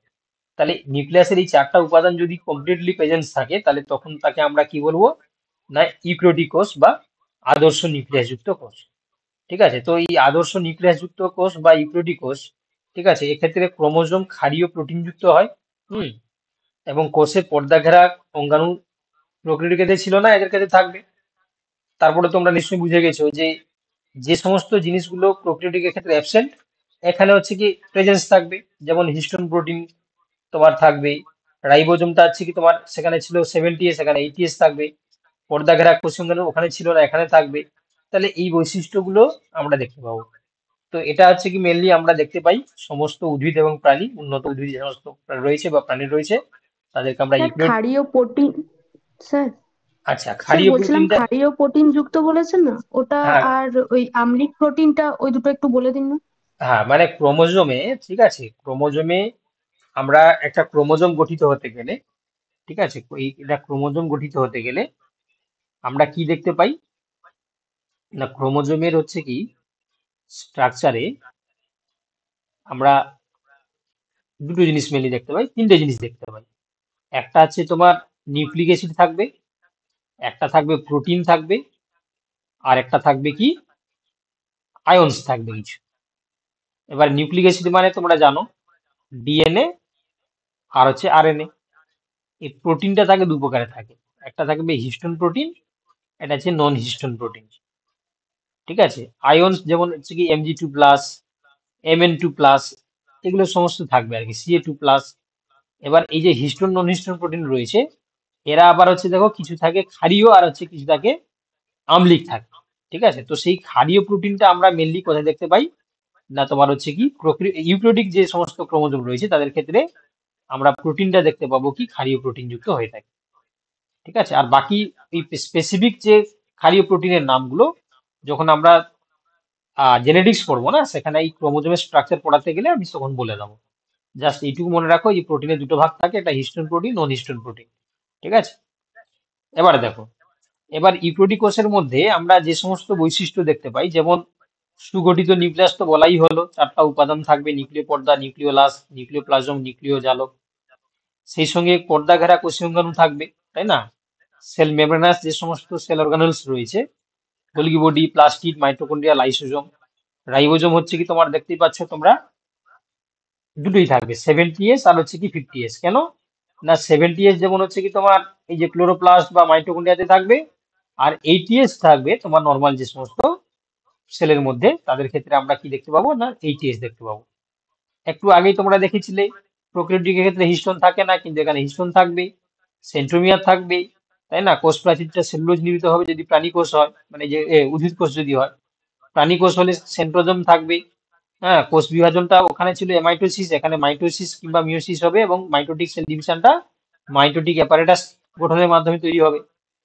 আচ্ছা, উৎসেচক গুলো, রেসপিরেটরি উৎসেচক গুলো মাইটোকন্ড্রিয়াতে থাকবে কিংবা সাইটোপ্লাজমে থাকবে। আচ্ছা, এই এই বৈশিষ্ট্যগুলো নিয়ে গঠিত হচ্ছে কি কোষকে আমরা কি বলবো না, ইউক্যারিওটিক সেল। ঠিক আছে, ইউক্যারিওটিক কোষ আমরা বলবো। তাহলে আপাতত তোমরা প্রোক্যারিওট আর ইউক্যারিওট, সেই সঙ্গে আমরা বাকি যে জিনিসগুলো বললাম, এই জিনিসগুলো আশা করি এই জিনিসগুলো তোমরা কিছুটা হলেও বুঝতে পেরেছো, তাই তো? হ্যাঁ স্যার। হ্যাঁ স্যার।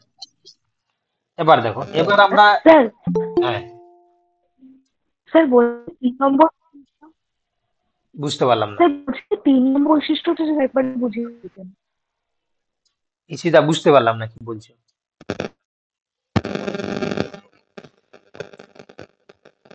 যে 3 নম্বর যে বৈশিষ্ট্য বলেছে, রাইজোম 70 এবং 80s দুটো প্রকৃতিরই পাই ইউক্যারিওটিক কোষের আচ্ছা ক্ষেত্রে, এটা একটু আচ্ছা আচ্ছা স্যার বলুন। আচ্ছা, ঠিক আছে। দেখো, আমরা নর্মালি ইউক্যারিওটিকের ক্ষেত্রে তোমরা পড়ে এসছো যে এইটিএস রাইবোজোম।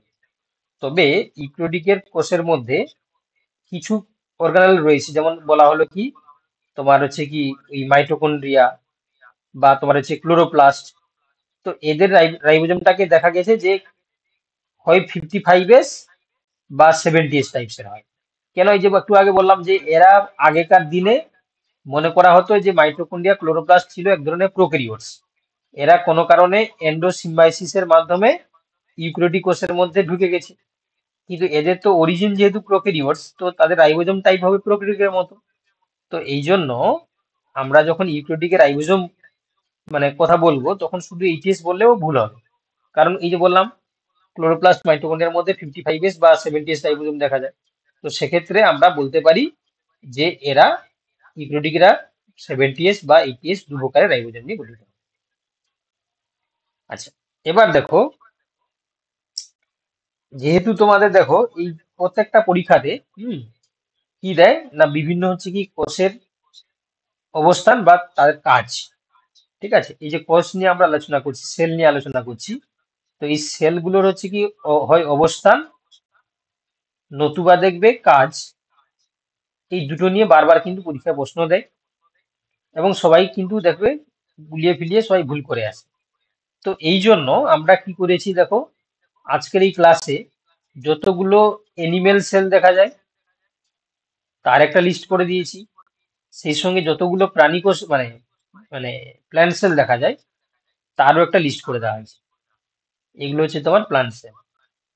যদিও এই ক্লাসটা অ্যানিমেল মানে ফিজিওলজি, তবে আমি চেষ্টা করেছি যাতে আজকের ক্লাসে একটা লিস্ট করে দেওয়া বা একটা সেলগুলোর নাম দিয়ে দেওয়া এবং তাদের প্রত্যেকটার দেখো অবস্থান এবং কাজ কি সেগুলো দিয়ে দিয়েছি। যেমন দেখো এখানে দেখতেই পাচ্ছ অক্সিনটি কোষ।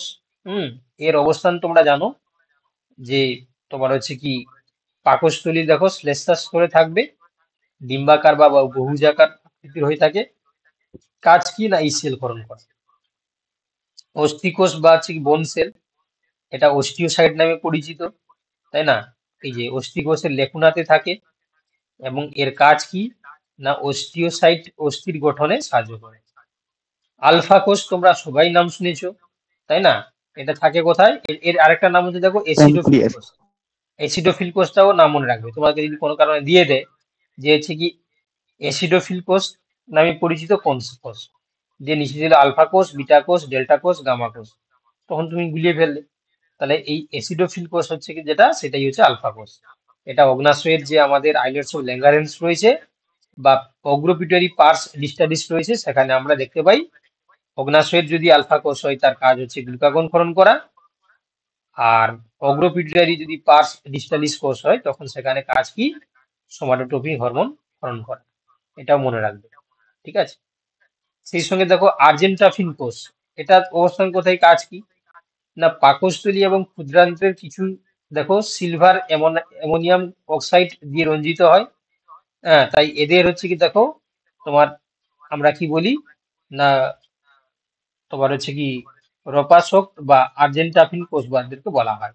এবং এদের কাজ কি, এরা যেখানে থাকবে তার অনুযায়ী কাজ করবে। যেমন এরা অন্তঃক্ষরা কোষ হিসাবে কাজ করে এবং সম্ভবত সেরোটোনিন, এন্টারোগ্লুকন বা গেস্ট্রিন ফলন করতে সাহায্য করে।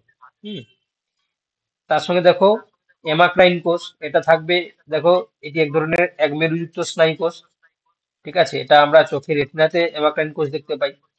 আচ্ছা, ইউক্যারিওটিক কোষ, এটা তো তোমরা জানো, তাই না? একটু আগেই আমরা এত কথা বললাম ইউক্যারিওটিক কোষ, আর সঙ্গে হচ্ছে প্রোক্যারিওটিক কোষ, এই জিনিসগুলো তোমরা শুনলে।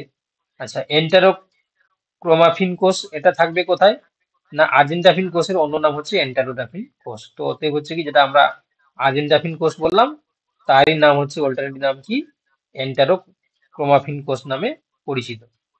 তারপর হচ্ছে দেখো কণ্টক কোষ, এটা থাকবে কোথায় না এটা থাকবে হচ্ছে তোমার কাঁটার মতন দেখতে যদিও হয়, তবে এটা হচ্ছে কি আমরা এই যে কোষত্বকের মানে আমাদের স্কিনের যে এপিডার্মিস স্তরে আমরা কোনটা কোষ দেখতে পাই, এটাও মনে রাখবে। কুফার কোষ এবারে পরীক্ষা নিশ্চয়ই তোমাদের দিয়েছিল, ঠিক আছে? এটা হচ্ছে তোমাদের মনে রাখতে হবে, এটা থাকবে কোথায়? আমাদের যকৃতে থাকবে, ঠিক আছে? কাজ কি না ব্যাকটেরিয়া এবং বিজাতীয় পদার্থকে আগ্রাসন পদ্ধতির মাধ্যমে এরা কি করে ধ্বংস করে এবং লোহিত কণিকাকে এটা বিনষ্ট করতে সাহায্য করে, এই কুফার কোষ, ঠিক আছে? এই জিনিসগুলো একটু পড়ে নেবে, ঠিক আছে? জাস্ট এক জায়গায় লিখে দিয়েছি, যখন পরীক্ষা দেওয়ার আগে এই জিনিসগুলো একটু রেডি দিয়ে দেবে। এখন জাস্ট তাদের অবস্থান এবং কাজগুলো দেখলাম। আচ্ছা, তারপর হচ্ছে দেখো ক্রোমোফোব কোষ। এটা সাইটোপ্লাজমে তোমার হচ্ছে কি দেখো দানা থাকে না, কোষগুলি অগ্রপিটারি পার্স ডিস্টারিস যে অংশ রয়েছে সেখানে অবস্থান করে, ঠিক আছে? এবং এটা তোমার 6 প্রকার ট্রপিক হরমোন এই তোমার হচ্ছে ক্রোমোফোব সেল থেকেই নিঃসৃত হয়। আচ্ছা, ক্রোমোফিল কোষ এটা থাকবে কোথায়? এটাও বলা হলো যে এই অগ্রপিটারিতে থাকবে, ঠিক আছে? এটা মনে হয় একই রিপিট হয়ে গেছে, ঠিক আছে? এটা রিপিট হয়ে গেছে। আচ্ছা, তাহলে দেখো কোন কোষ তোমরা জানো আমাদের যে রোড কোষ আর কোন কোষ এটা আমাদের রেটিনাতে থাকে। এই কোন কোষগুলো হচ্ছে কি তোমার মেনলি এই উজ্জ্বল আলোকে বস্তুকে দেখতে সাহায্য করে এবং তার সঙ্গে হচ্ছে রং চিনতে সাহায্য করে, তাই না? সুন্দর করে তার কাজগুলো লেখা দেওয়া হয়েছে সংক্ষেপে। তাহলে এরা হচ্ছে কি তোমার আমাদের রেটিনাতে থাকবে, তাই না? এবং হচ্ছে কি তোমার কাজ কি হবে? উজ্জ্বল আলোতে দেখতে সাহায্য করে এবং তোমার রং চিনতে মানে কালার যে আমরা ডিফারেন্সিয়েট করি তার জন্য কিন্তু এই কোন কোষটা দায়ী। গবলেট কোষ এটা থাকবে কোথায়? গবলেট কোষ খুব ইম্পর্টেন্ট, ঠিক আছে? এই গবলেট কোষ হচ্ছে কি দেখো 40 কোষ নামে পরিচিত। এটা মিউকাস বা শ্লেষ্মা নিঃসরণকারী স্তম্ভাকার এককোষী কোষ, ঠিক আছে? এটা হচ্ছে কি তোমার গবলেট কোষ নামে পরিচিত। এটা থাকবে বৃহদন্ত্র, শ্বাসনালী প্রভৃতি অংশতে থাকে। তারপর হচ্ছে তোমার জেন্থোফোর কোষ, এটা নিচু স্তরের মেরুদণ্ডী প্রাণীতে দেখতে পাওয়া যায়। এটা হচ্ছে কি তোমার রঞ্জকণা হলুদ রঙের হয় এবং এটা জেন্থোফোর নামে পরিচিত। চর্বি কোষ আমরা কোথায় দেখতে পাই? এটা চর্বি জমার ফলে সংকুচিত হয় এবং এই কোষগুলো দেখতে দেখো আংটির মতন দেখা যায়। এটা সিগনেট রিং কোষ নামেও পরিচিত, ঠিক আছে? সিগনেট রিং কোষ নামেও পরিচিত। সিগনেট রিং কোথায় পড়েছো তোমরা? পড়েছো কিন্তু সবাই বলো।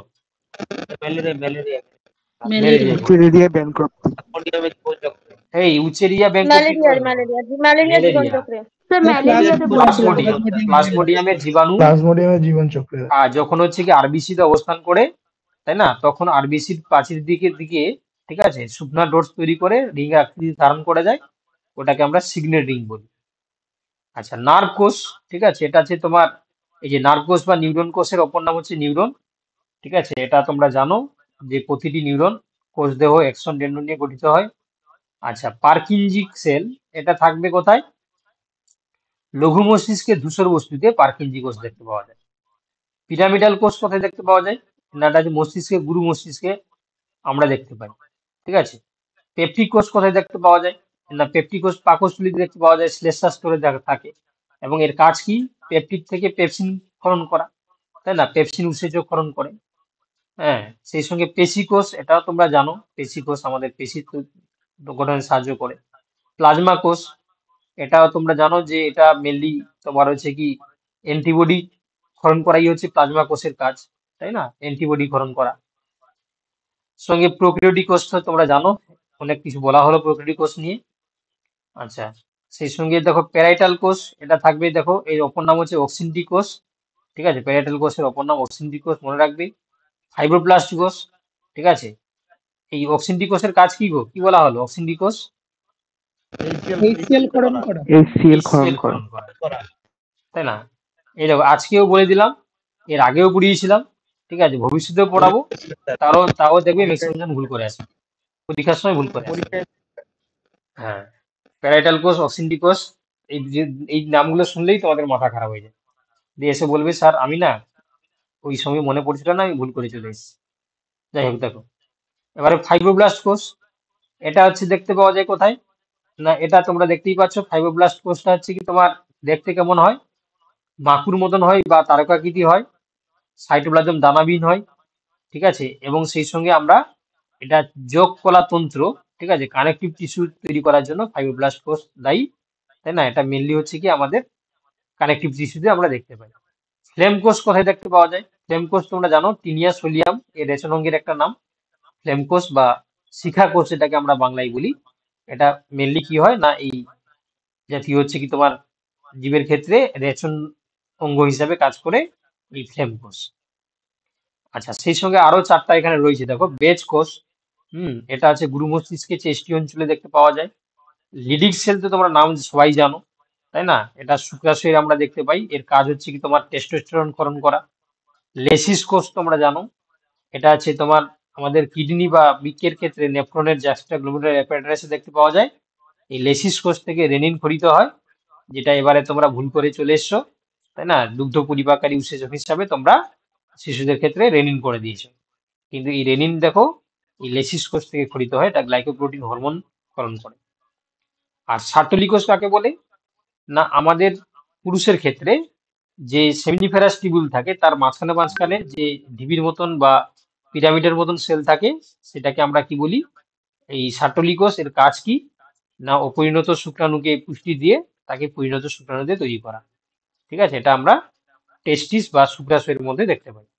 ঠিক আছে, তো সেক্ষেত্রে এইগুলো হচ্ছে তোমরা, তাহলে আমি একবার নামগুলো শুধু বলে যাচ্ছি, দেখো কি কি আমরা পড়লাম। যেমন আমরা দেখলাম এখানে তোমার অক্সিন্টিক কোষ, অস্থি কোষ, আলফা কোষ, আর্জেন্টাফিন কোষ, ঠিক আছে, এমাক্রাইন কোষ, সেই সঙ্গে হচ্ছে এন্টারোক্রোমাফিন কোষ, কন্টক কোষ, কুফার কোষ, ক্রোমোফোব কোষ, ঠিক আছে, তারপর হচ্ছে ক্রোমোফিল কোষ, কোন কোষ, গবলেট কোষ, চর্বি কোষ, নার্ভ কোষ, পার্কিনজি কোষ, পিরামিডাল কোষ, পেপটিক কোষ, পেশি কোষ, প্লাজমা কোষ, এবং এখানে আমরা দেখলাম পেরাইটাল, ফাইব্রোব্লাস্ট, ফ্লেম কোষ, বেচ, লিডি, লেসিস এবং সার্টোলি কোষ। প্রত্যেকটা কোষের হচ্ছে অবস্থান এবং কাজ একটু পরে মনে রেখে দেবে। ঠিক আছে, আমি যদিও তোমাদের এই যে মক টেস্ট হবে রবিবার, তাতে আমি দেবো। ঠিক আছে, দেখি কে কতটা ঠিক করতে পারে। ঠিক আছে, আচ্ছা, যেহেতু কোষের কথা আলোচনা হচ্ছিল বলে আমি এখানে প্ল্যান্ট সেলের কিছু সেলের নাম দিয়ে দিয়েছি, যেমন এলবিনাস কোষ, ইডিওব্লাস্ট কোষ, এরেনকাইমা, ক্লোরেনকাইমা, স্টোন সেল বা প্রস্তর কোষ এবং হচ্ছে পারণ কোষ। ঠিক আছে, সেই সঙ্গে আরো রয়েছে প্যারেনকাইমা কোষ, প্রোসেনকাইমা, মাইরোসিন, স্ক্লেরেনকাইমা, সঙ্গী কোষ। ঠিক আছে, এতগুলো দেওয়া হয়েছে। তো প্রত্যেকের একটু তোমরা জাস্ট উপস্থিতি এবং কাজ দুটো জিনিস একটু দেখে নাও। ঠিক আছে,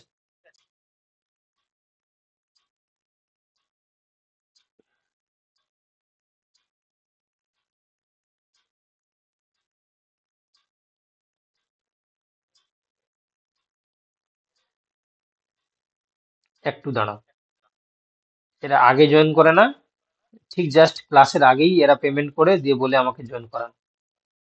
সমস্যার বিষয়। আমি এতদিন থেকে বলে আসছি যে নতুন ক্লাস শুরু হচ্ছে, নতুন ক্লাস শুরু হচ্ছে, ঠিক যখন হচ্ছে ক্লাস শুরু হবে তখনই এরা হচ্ছে কি বলবে হচ্ছে কি আমি ক্লাস জয়েন করতে চাই।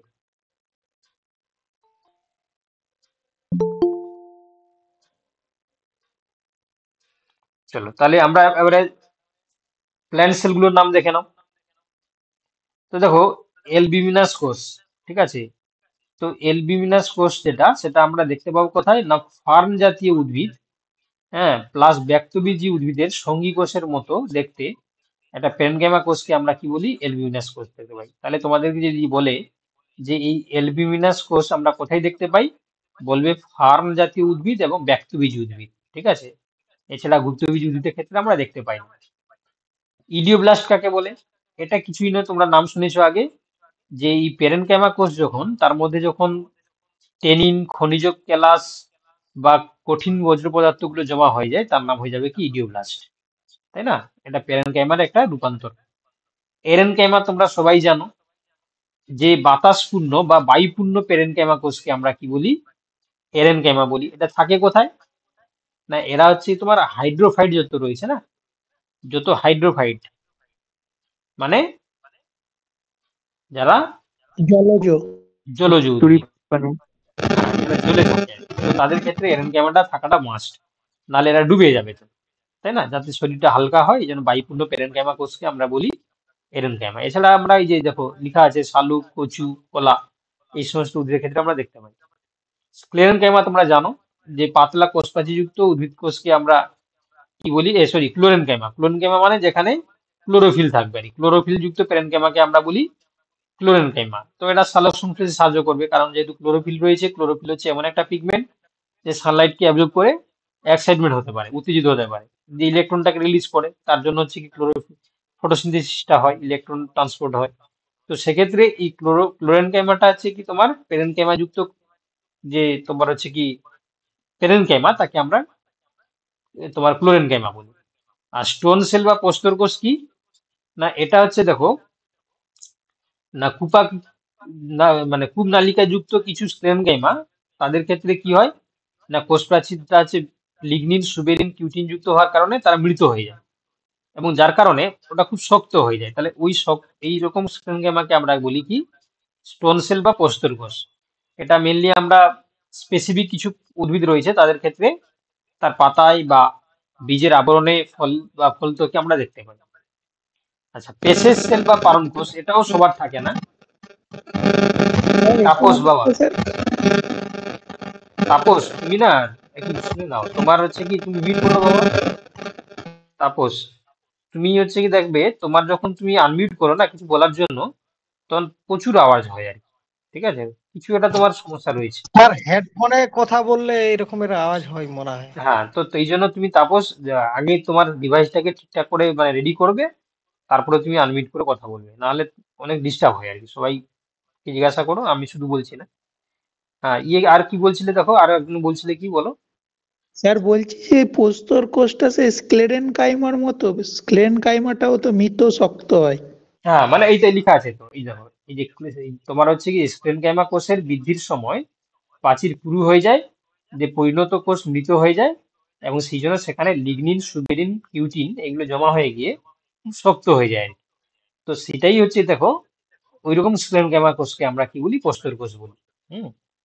আচ্ছা, পারণ কোষটাও পরীক্ষায় দেয়। পারণ কোষটা আমরা কোথায় দেখতে পাই না, যে সমস্ত মূলে। একবীজপত্রী উদ্ভিদ রয়েছে তাদের মূলের অধস্তকে কোষ প্রাচীরে আমরা দেখতে পাই, তোমার পারণ কোষ দেখতে পাই, বা পেসেজ, এটাকে বাংলা মানে হচ্ছে পেসেজ, মানে ইংলিশে হচ্ছে কি পেসেজ কোষ, বাংলায় বলা হয় পারণ কোষ।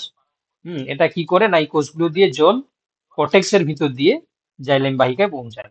তাহলে এটা আমরা কোথায় দেখতে পাই, একবীজপত্রী উদ্ভিদের মূলে দেখতে পাই। ঠিক আছে, এটা মনে রাখবে, একবীজপত্রী উদ্ভিদের মূলের অন্তঃস্থকে মানে হাইপোডার্মিসে, ঠিক আছে, এটা আমরা পালন কোষ দেখতে পাই। প্যারেনকাইমা কোষ তো তোমরা জানো, এটা আমরা যদিও অ্যানাটমি চ্যাপ্টারতে পড়বো। এটা হচ্ছে তোমার সেলুলোজ দিয়ে গঠিত হয়। প্রোসেনকাইমা হচ্ছে দেখো, প্যারেনকাইমা কোষগুলো যখন দুটি প্রান্ত ছুচালো হয়ে যায় তখন তান হয়ে যায় প্রোসেনকাইমা।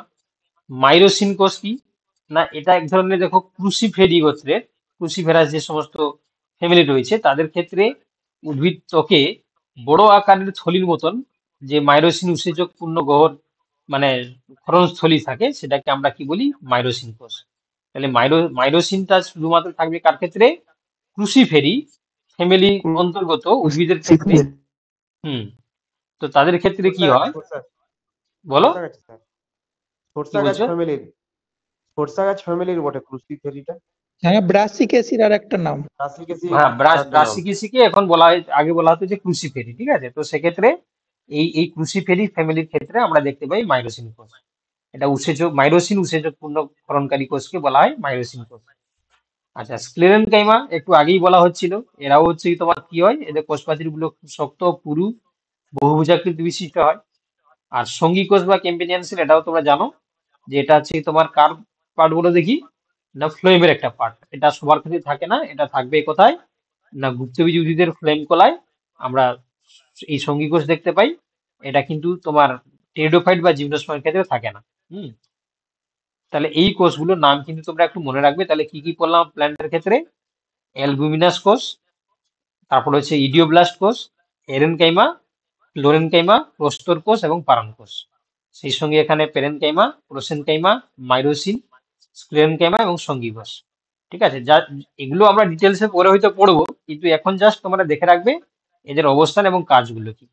ওকে, এবার দেখো, তাহলে আমরা যেহেতু আজকে ফিজিওলজি না, তো এই জন্য দেখো ফিজিওলজিতে আমরা প্রথমে তোমাদেরকে একটা কনসেপ্ট দেওয়ার চেষ্টা করলাম যে সেল কাকে বলে। এই সেল নিয়ে তোমরা অনেক কিছু জিনিস জেনে গেলে। এবারে সেলগুলো একসঙ্গে যুক্ত হয়ে গিয়ে কি তৈরি হয় বললাম, না সেলগুলো যুক্ত হয়ে গিয়ে টিস্যু, টিস্যুগুলো থেকে অর্গান, অর্গান থেকে সিস্টেম তৈরি হয়। তো দেখো আমরা প্রথমে এখানে দেখার চেষ্টা করা হয়েছে। দেখো এই যে সিস্টেম গুলো, দেখো বিভিন্ন সিস্টেম আমাদের এনিমেল ক্ষেত্রে দেখতে পাওয়া যায়। Immune system, digestive system, cardiovascular system, তাই না? তারপর হচ্ছে তোমার ইন্টিগুমেটরি সিস্টেম, সেই সঙ্গে তোমার respiratory system, endocrine system, reproductive system, excretory system, তারপর হচ্ছে তোমার muscular skeletal system, nervous system, এতগুলো সিস্টেম নিয়ে আলটিমেট আমাদের একটা হিউম্যান বডি তৈরি হয়েছে। ঠিক আছে, তো আমরা এবারে শুরু করব কি, দেখো এবার যেটা আমরা শুরু করব সেটা হচ্ছে কি, আমাদের সিলেবাসে যেটা মেনশন রয়েছে প্লাজমা মেমব্রেন, সেই প্লাজমা মেমব্রেন নিয়ে আমরা এবার হচ্ছে পড়ার চেষ্টা করব। ঠিক আছে, প্লাজমা মেমব্রেন স্পেসিফিক্যালি আমরা যে সিলেবাসে যা মেনশন আছে সেই অনুযায়ী আমরা পড়ার চেষ্টা করবো। দেখ, এর আগেও তোমরা যারা আমার ক্লাস করেছো তোমরা হয়তো পড়েছো, আমরা একটু আজকে স্পেশালি মানে করে পড়বো প্লাজমা মেমব্রেনটাকে, নিখুঁতভাবে চেষ্টা করব একসঙ্গে ভালো করে পড়ার জন্য। তো দেখো তোমরা দেখলে যে একটা সেলের ক্ষেত্রে যদি সেটা প্ল্যান্ট সেল হয় বা এনিম্যাল সেল, প্লাজমা মেমব্রেন কিন্তু সবার থাকে, প্ল্যান্ট সেল হোক বা এনিম্যাল হোক। আমরা সবচেয়ে প্ল্যান্ট হলে কি দেখতে পাবে, সবচেয়ে বাইরে যে লেয়ার থাকে সেটা প্রথমে সেল ওয়াল, তারপরে সেল মেমব্রেন। এনিম্যাল সেল হলে সেখানে শুধুমাত্র আমরা সেল মেমব্রেন দেখতে পাবো, বা এটাকে আমরা প্লাজমা মেমব্রেনও বলতে পারি। তো সেক্ষেত্রে হ্যাঁ, তাহলে দেখো একটা সেল ওয়াল বা কোষ প্রাচীর, যেটা কোষ পর্দা বলি আমরা, তাকে সিএমও বলতে পারো বা পিএমও বলতে পারো, ভাবতে পারছো? চিফ মিনিস্টার আবার প্রাইম মিনিস্টার দুটোই বলতে পারো তোমরা। কি পাওয়ার দেখো এটা কোষ পর্দার একটা, তাকে তুমি সিএম পিএম দুটোই বলতে পারো। এবার দেখো এই প্লাজমা পর্দা, ঠিক আছে, এর সঠিক গঠন যতক্ষণ না পর্যন্ত ইলেকট্রন মাইক্রোস্কোপ আবিষ্কার হয়েছিল তার আগে পর্যন্ত কিন্তু অনেক মতবাদ ছিল, তোমরা জানো। এর গঠন কেমন, এর বৈশিষ্ট্য কেমন, এর কম্পোজিশন কি, এই নিয়ে মানে প্রচুর মতবাদ রয়েছে, প্রচুর রিসার্চ আর্টিকেল পাবলিশ হয়েছে।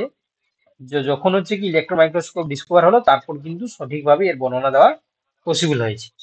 তো এটা মেনলি কি হয় না, এরা স্থিতিস্থাপক হয়, পুরো রিজিড হয় না, তাই না? এবং অর্ধভেদ্য বা প্রভেদক ভেদ্য হয় এবং লাইপোপ্রোটিন দ্বারা নির্মিত হয়। লাইপোপ্রোটিন মানে লিপিড, প্রোটিন লিপিড দিয়ে গঠিত হয়। তো এই জন্য আমরা স্পেসিফিক্যালি কোষ পর্দার ক্ষেত্রে মেজর উপাদান যদি আমরা দেখি, তিনটে জিনিস থাকে, একটা আছে লিপিড, একটা প্রোটিন, একটা কার্বোহাইড্রেট। সবচেয়ে বেশি থাকে কে, সবচেয়ে বেশি থাকবে হচ্ছে তোমার প্রোটিন, তারপরে থাকবে হচ্ছে তোমার লিপিড, এবং তারপরে থাকবে কার্বোহাইড্রেট। এক্ষেত্রে দেখো এই যে লিপিড গুলো, যেমন ফসফোলিপিড থাকে বেশিরভাগ ক্ষেত্রে, প্লাজমা মেমব্রেন তো ফসফোলিপিড থাকবেই, কিংবা স্পিঙ্গোলিপিড থাকে। আর প্রোটিন দেখো ক্যারিয়ার প্রোটিন বা বাহক প্রোটিন, স্ট্রাকচারাল প্রোটিন, উৎসেচক প্রোটিন থাকতে পারে। কার্বোহাইড্রেট যেমন হচ্ছে গ্লাইকো প্রোটিন, মানে নর্মালি মানে কার্বোহাইড্রেট হচ্ছে সিঙ্গেল থাকে না, ওরা হয় গ্লাইকোপ্রোটিন বা গ্লাইকোলিপিড হিসাবে প্রেজেন্স থাকে। এবার দেখো আমাদের যে প্লাজমা মেমব্রেন, ঠিক আছে, দুটো লেয়ার থাকে, তো লিপিড বাই লেয়ার, এটাকে আমরা কি বলি, লিপিড বাই লেয়ার। এই লিপিড বাই লেয়ারে সবচেয়ে এইটাকে বলা যায় এক্সট্রা সেলুলার পার্ট, এটা হচ্ছে ইন্টারসেলুলার পার্ট। দেখো এরকম করে কি হয় না, এরকম করে প্রত্যেকটার ক্ষেত্রে এরকম করে আমরা কি দেখতে পাই, স্ট্রাকচার দেখতে পাই। তো যে কোনো একটা অংশটাকে যদি আমরা এটাকে দেখো এই অংশটাকে বার করে এখানে দেখানোর চেষ্টা করি, দেখলে আমরা কি দেখতে পাচ্ছি না, এখানে যে স্ট্রাকচারটা তোমরা দেখতে পাচ্ছ, যে এরকম একটা হেড রয়েছে এবং দুটো টেল রয়েছে, টেলটা আবার সম্পূর্ণ সোজা নয়, এরকম করে একটু বাঁকা আছে। তো দেখো এই যে তোমরা দেখতে পাচ্ছ, এই উপরের পোর্শনটাকে বলা হয় হেড বলা হয়, আর নিচে এই দুটো অংশকে কি বলা হয় না, টেল বলা হয়। হেড মানে মস্তক, টেল মানে পুচ্ছ। এই হেড আর টেল, এই টেল দেখতে পাচ্ছ দুটো রয়েছে, একটা স্ট্রেট রয়েছে, একটা হচ্ছে একটু বেন্ড রয়েছে। স্ট্রেটটা হচ্ছে দেখা গেছে যে এই স্ট্রেটটা হচ্ছে কি তোমার স্যাচুরেটেড ফ্যাটি অ্যাসিড নিয়ে গঠিত হয়, আর যেটা বেন্ড রয়েছে সেটা হচ্ছে আনস্যাচুরেটেড ফ্যাটি অ্যাসিড নিয়ে গঠিত হয়। হুম এবারে প্রসঙ্গ হচ্ছে কি যে এই স্যাচুরেটেড ফ্যাটি অ্যাসিড আর আনস্যাচুরেটেড ফ্যাটি অ্যাসিড কি জিনিস, মনে অনেকে হয়তো কোশ্চেন রাইজ হচ্ছে, সুযোগ খুঁজছে বলবে বল, তাই না? তো স্যাচুরেটেড ফ্যাটি অ্যাসিড হচ্ছে সেই সমস্ত ফ্যাটি অ্যাসিড, ফ্যাটি অ্যাসিড হচ্ছে কি তোমার কার্বনের অনেক লম্বা চেন আর কি, ঠিক আছে? তো সেই কার্বনের চেনে তাদের একটা প্রান্তে থাকে কি CH3, অন্য প্রান্তে থাকে COOH। এই যে মাঝখানে যে কার্বন গুলো থাকে তাদের মধ্যে যদি সব সব জায়গায় যদি শুধুমাত্র সিঙ্গেল বন্ড থাকে, সোজা কথা যে কার্বন কার্বন যদি সিঙ্গেল বন্ড স্ট্রাকচার আমরা দেখি যে সমস্ত ফ্যাটি অ্যাসিডের ক্ষেত্রে, তাকে বলা হয় স্যাচুরেটেড ফ্যাটি অ্যাসিড। আবার যদি আনস্যাচুরেটেড ফ্যাটি অ্যাসিড কাকে বলে, আনস্যাচুরেটেড ফ্যাটি অ্যাসিড হচ্ছে তারাই যাদের ক্ষেত্রে কার্বন কার্বন কোনো কোনো জায়গায় ডাবল বন্ড প্রেজেন্স থাকে, ঠিক আছে? তাকে আমরা কি বলি, আনস্যাচুরেটেড ফ্যাটি অ্যাসিড। তাহলে এই যে ফসফোলিপিড এর ক্ষেত্রে আমরা কি দেখতে পাই না, লিপিডের ক্ষেত্রে স্যাচুরেটেড ফ্যাটি অ্যাসিড থাকে স্ট্রেট, আর বেন্ড হয়ে গেলে আনস্যাচুরেটেড ফ্যাটি অ্যাসিড। এবং এই হেডটা দেখো ফসফেট এবং গ্লিসারল নিয়ে গঠিত হয়। ফসফেট এবং গ্লিসারল নিয়ে কি তৈরি হয় না, এই হেডটা তৈরি হয়।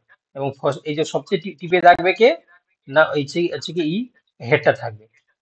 এবার দেখো এই হেড যেটা আসলে হয় সেটা কি হয় না, হাইড্রোফিলিক হয়। এটা হচ্ছে হাইড্রোফিলিক।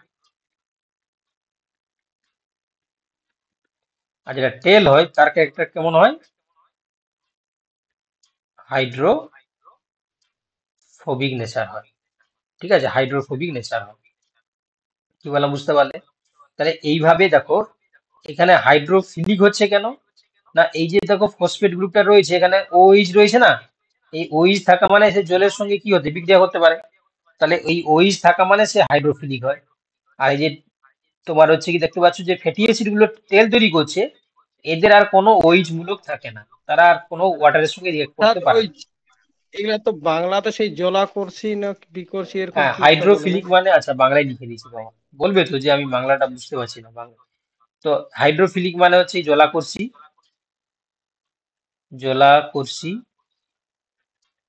আর হাইড্রোফোবিক মানে জল বিকর্ষী, জল বিকর্ষী। মানে জলাকর্ষী মানে যারা জলকে ভালোবাসে, হাইড্রোফিলিক মানে জলকে হচ্ছে ফিল করতে পারে। হাইড্রোফোবিক, হাইড্রোফোবিক হাইড্রো মানে জল, ফোবিক মানে হচ্ছে যে জলকে সহ্য করতে পারে না। ফোবিয়া বলে না, ফোবিয়া মানে ভয় করা, তাই না? তাহলে হাইড্রোফোবিয়া মানে জলকে ভয় করে, হাইড্রোফিলিক মানে জলকে ভালোবাসে। বুঝতে পারলে? জলাকর্ষী আর জল বিকর্ষী, হেডটা আছে জলাকর্ষী, টেলটা আছে জল বিকর্ষী, মনে থাকবে। আরে বুঝতে পারছো তো? হ্যাঁ স্যার, হ্যাঁ। প্রায় 50 জন মতন ক্লাস করছো, সবাই বুঝতে পারছো তো? টেলের গঠনটা কি হ্যাঁ CH? স্যার বুঝতে পারছি, হ্যাঁ স্যার বুঝতে পারছি।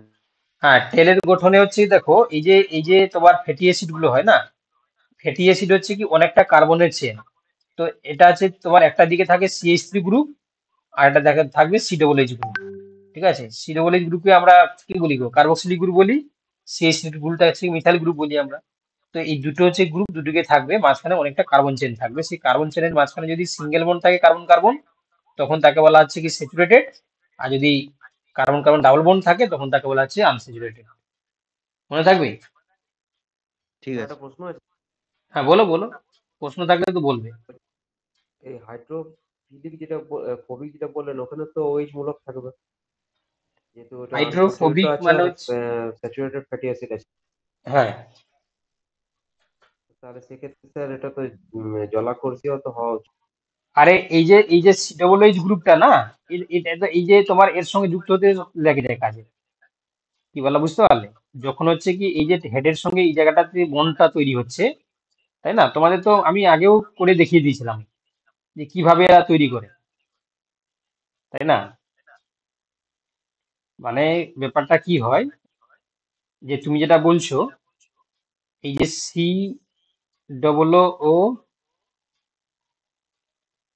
COOH না, এখানে R1 আর হচ্ছে কি তোমার R2 COOH। এই যে OH-টা এখানে তোমার কি করে জানো তো, এখানে বন্ড তৈরি করে নেয়। এখানে CH টু CH2 এরকম করে থাকে। তো এর সঙ্গে মানে তিনটে এখানে কার্বন থাকে, 1 2 3 গ্লিসারাইডের। এই দুটো হচ্ছে কি তোমার এটার সঙ্গে একটা এটার সঙ্গে একটা বন্ড তৈরি করবে, আর এখানের সঙ্গে হচ্ছে কি তোমার ফসফেট গ্রুপ চলে আসবে। ঠিক আছে, এই যে ওইসা তখন তো বন্ড তৈরি করার জন্য ওইসা কাজে লেগে যাবে, বাকি তো এদের কিছু থাকবে না। একটা হচ্ছে তোমার স্যাচুরেটেড ফ্যাটি অ্যাসিড তৈরি করে, আর এটা তোমার আনস্যাচুরেটেড ফ্যাটি অ্যাসিড তৈরি করে।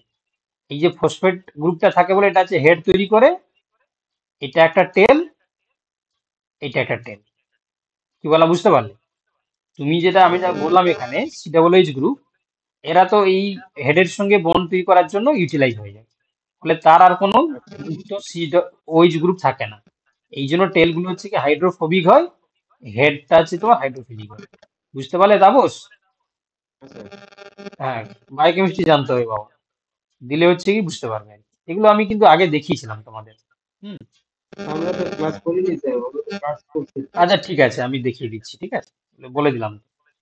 এবার দেখো এই কোষ পর্দার কাজটা কি না, এই কাজ হচ্ছে দেখো কোষ মধ্যস্থ উপাদানগুলোকে রক্ষা করা, বিভিন্ন প্রকার পর্দাঘেরা কোষীয় অঙ্গাণু সৃষ্টি করা, ব্যাপন অভিস্রবণে সাহায্য করা। ঠিক আছে, সেই সঙ্গে পিনোসাইটোসিস ফেগোসাইটোসিস পদ্ধতিতে তরল কঠিন খাদ্যবস্তুগুলোকে গ্রহণে সাহায্য করা, হরমোন গ্রাহক হিসাবে কাজ করা, রাসায়নিক উৎসেচক হিসাবে কাজ করা। এতগুলো কাজ কিন্তু কোষ পর্দার কাজ রয়েছে। ঠিক আছে, আমি পরের দিন তোমাদের এই কোষ পর্দার কেমিক্যাল স্ট্রাকচারটা এঁকে দেখাবো। এই যেটা আমি এখানে দেখালাম, এই কেমিক্যাল স্ট্রাকচারটা হচ্ছে কি ড্র করে দেখানো হবে। ঠিক আছে, আপাতত আজকে এই কোষ পর্দার কাজ পর্যন্ত থাকলো, যতটা পড়ানো হলো।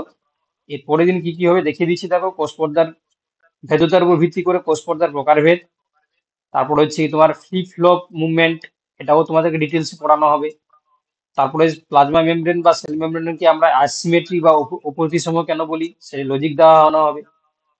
কোষ পর্দাতে বিভিন্ন উৎসেচক থাকে, তাদের নাম। কোষ পর্দার বিভিন্ন যে মতবাদ রয়েছে, স্ট্রাকচার দিয়েছে, সেগুলো হচ্ছে বলা হবে। কোষ পর্দার গঠনটা আমি বললাম, পরের দিন হচ্ছে এঁকে দেখাবো। এই যে এগুলো সব এঁকে দেখানো হবে। সেই সঙ্গে হচ্ছে কি তোমার বিভিন্ন মতবাদগুলোকে দেখানো হবে।